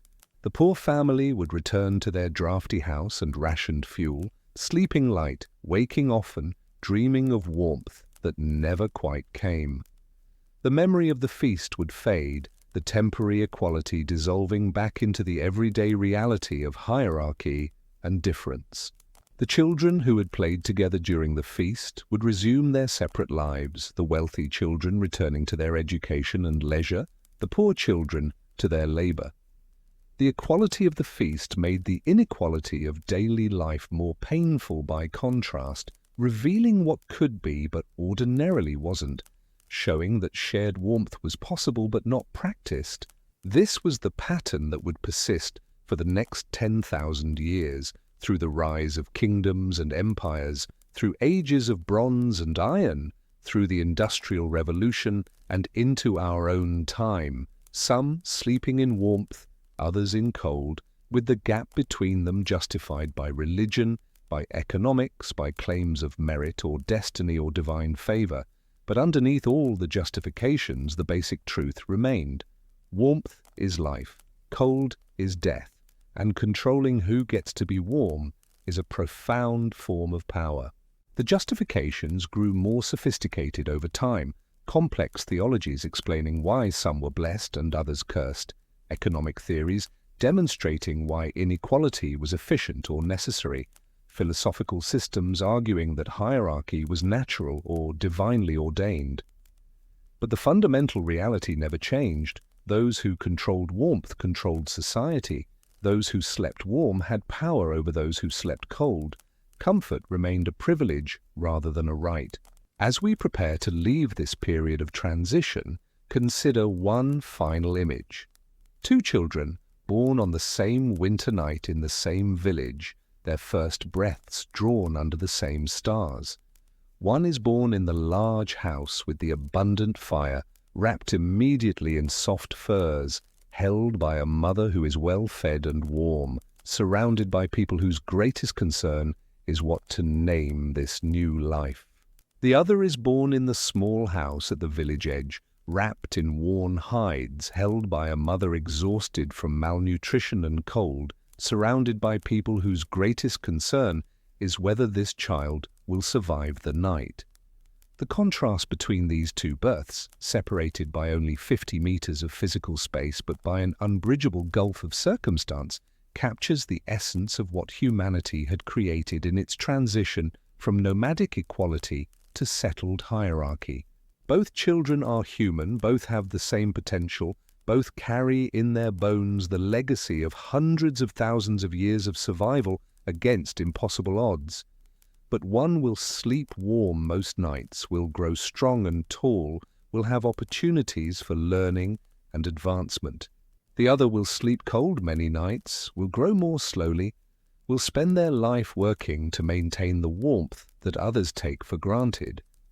Not because of anything either child did or didn't do, but simply because warmth, which once belonged to everyone equally in the desperate democracy of survival, had become something that could be owned, hoarded, distributed according to rules that had nothing to do with need.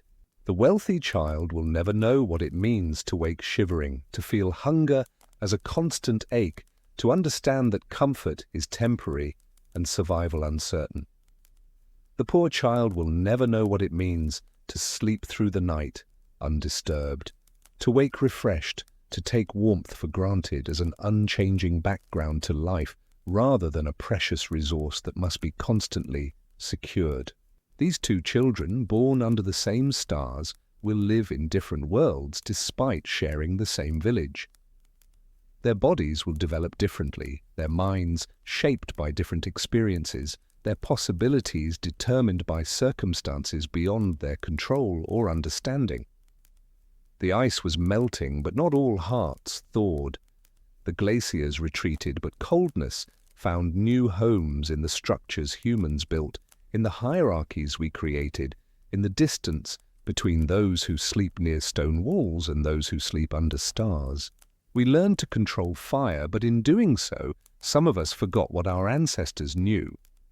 That warmth is not something to be owned, but something to be shared, not a privilege, but a right, not a commodity, but the very essence of what makes us human.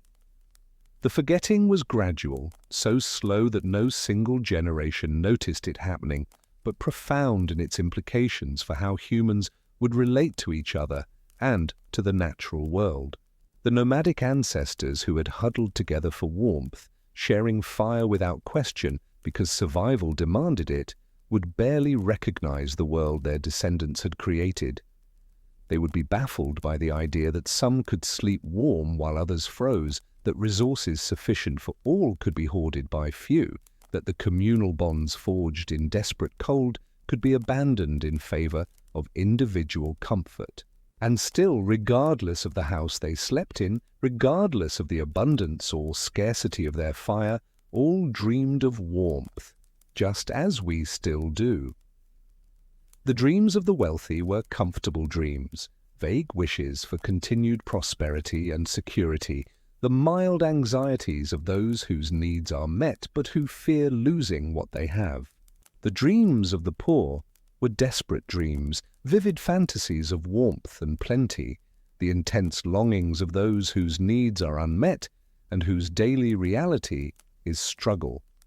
But both dreamed, and in their dreams perhaps, the old equality briefly reasserted itself, all humans equal in their vulnerability to sleep, all sharing the universal human hope for comfort and safety, all connected by the ancient need for warmth that had driven their ancestors to master fire in the first place. In sleep at least, the hearth-keeper and the priest, the wealthy family and the poor family, the powerful and the powerless, all became simply human again, fragile creatures seeking rest, dreaming of warmth, hoping to wake to another day.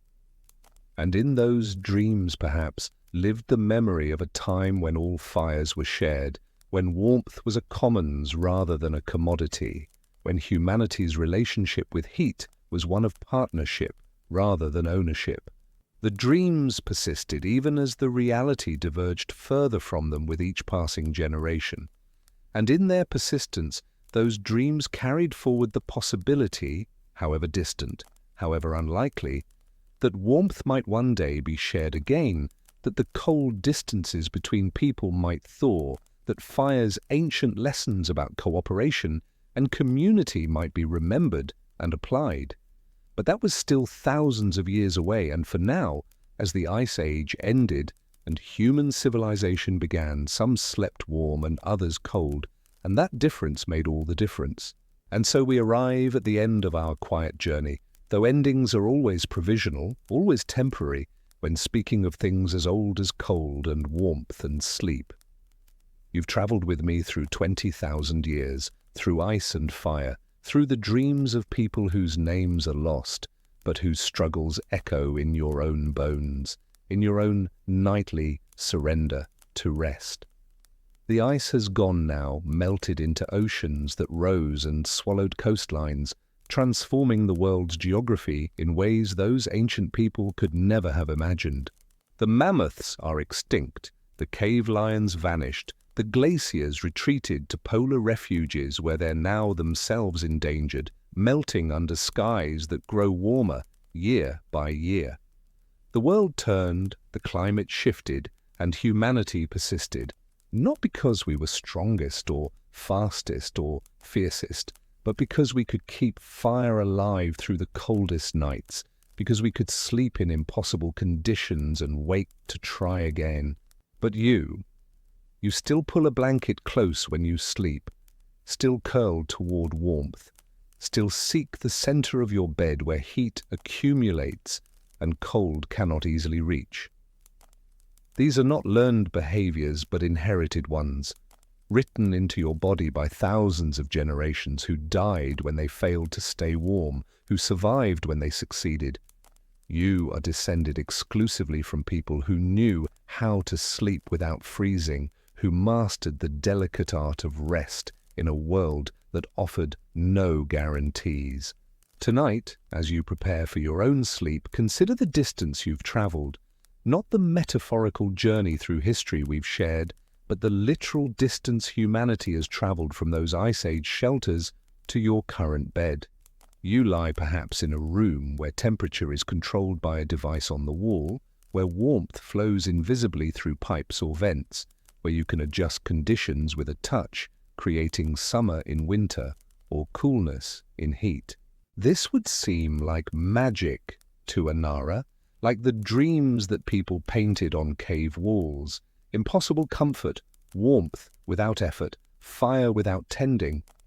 Yet beneath the technology, beneath the layers of civilization and innovation and complexity, the fundamental act remains unchanged. You still seek warmth, still need it, still organize your sleeping space around its presence or absence. The thermostat is just a modern hearth, the blanket just sophisticated hide, the bed just an elevated platform designed to lift you above the cold floor. We've elaborated the basic pattern, made it more comfortable and reliable, but we haven't transcended it. We still sleep like Ice Age people, still respond to the same primal needs. Your bedroom, however humble or grand, contains more reliable warmth than the wealthiest Ice Age person could have imagined. Even if you're struggling, even if your heating is inadequate or your blankets are thin, you're almost certainly warmer than that elite family, sleeping near their abundant hearth 10,000 years ago. The poorest person in a modern city, sleeping rough under a bridge, probably has access to more warmth, through shelters, through donated blankets, through the ambient heat of urban infrastructure, than Ice Age hunters at the height of their power. This is worth acknowledging. We've largely solved the problem that dominated human existence for hundreds of thousands of years. We've made warmth abundant, reliable, no longer dependent on constant vigilance and maintenance. The firekeeper's vigil, once a role that never ended, has been outsourced to machines that don't tire, don't sleep, don't require feeding. In this narrow but profound sense, we've defeated cold, won the war that our ancestors fought every night of their lives. But victory over physical cold hasn't eliminated the need for what fire represented beyond mere heat. We still gather around light, television screens, phone screens, candles on special occasions, seeking not just illumination, but something deeper, some echo of the social warmth that fire created. We still feel uneasy in complete darkness, still associate light with safety and shadow with threat. We still tell stories after dark, still seek comfort in voices speaking softly as sleep approaches, still need the presence of others, or at least the memory of others, to rest peacefully. The loneliness of modern sleep, one person per bed in one room per dwelling, separated by walls and doors and the expectation of privacy, would seem strange to Ice Age people, perhaps even frightening. They knew solitude as danger, as vulnerability, as the condition of being lost or abandoned by the group. We've chosen it, or had it chosen for us, trading the warmth of bodies pressed together for the warmth of controlled climate, trading human connection for personal space. There's no judgment in this observation, no suggestion that we should return to sleeping in piles like our ancestors. But there's recognition that something was lost when warmth became individual rather than collective, when the act of sleeping became private rather than communal. We've gained comfort and lost connection, gained control and lost the enforced intimacy that hardship creates. Perhaps this is why weighted blankets sell so well, why people report sleeping better with pets in their beds, why children seek comfort in stuffed animals that approximate the warmth and pressure of another body. We're trying to recreate, through technology and substitutes, the conditions our ancestors experienced by necessity, the feeling of being held, of being surrounded, of warmth coming not just from climate control, but from contact with other living things. The dreams we dream now in our comfortable beds, in our climate-controlled rooms, are they so different from Ice Age dreams? The content has changed. We dream of cars and computers, of celebrities and cities, of things that didn't exist for most of human history. But the emotional texture, The underlying patterns, pursuit and escape, falling and flying, comfort and threat, these remain consistent across millennia. The dreaming brain is old, conservative, still processing experiences through frameworks developed when the world was cold and dark and full of predators. Sometimes in dreams, we're cold.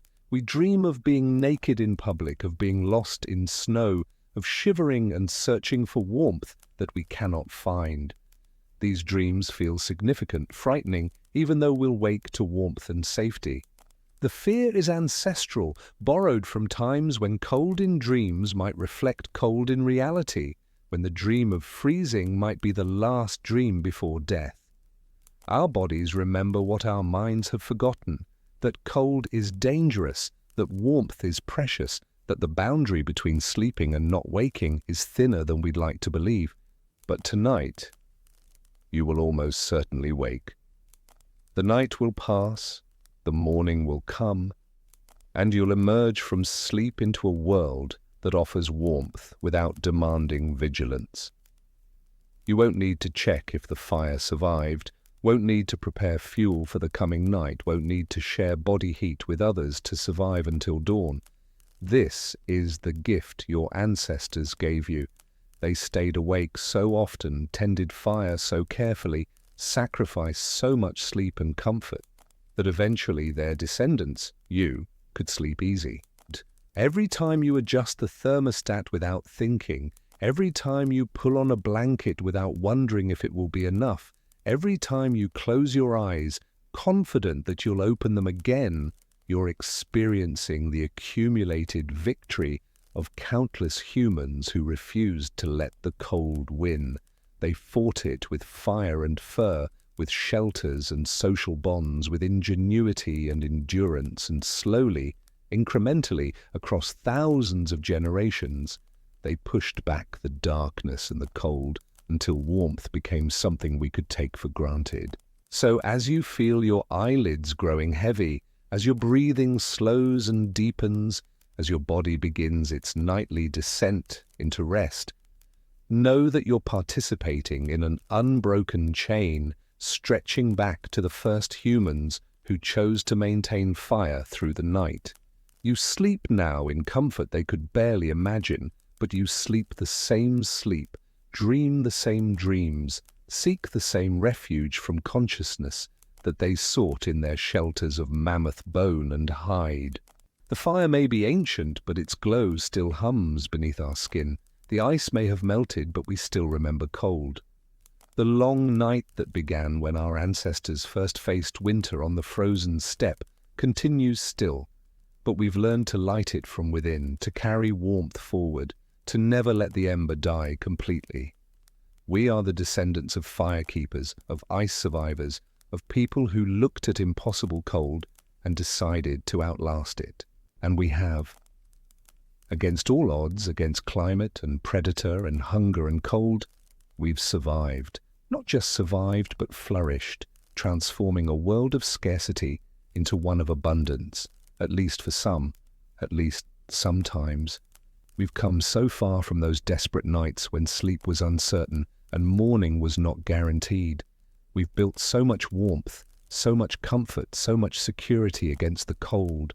Yet we still dream of fire, still seek warmth in darkness, still need, fundamentally, the same things our ancestors needed: safety, warmth, and the presence, real or remembered, of others who share our journey through the night.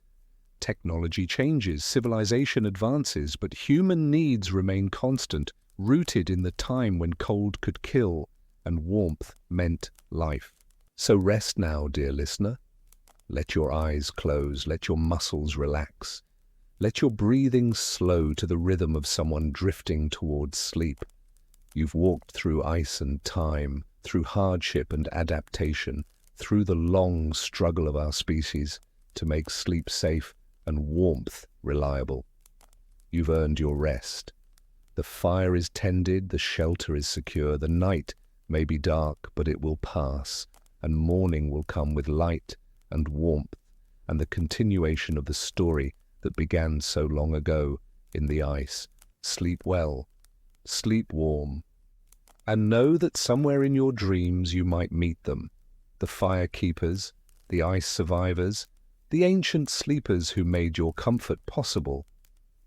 They're there in the shadows, in the warm glow behind your eyelids, in the sense of safety that lets you surrender to sleep without fear. They're still keeping watch, even though their vigil ended long ago. They're still tending the fire, even though it's no longer made of wood and fat, but of memory and gratitude and the unbroken chain of human determination. The long night is ending. Your eyes are closing. The ice is melting into dreams.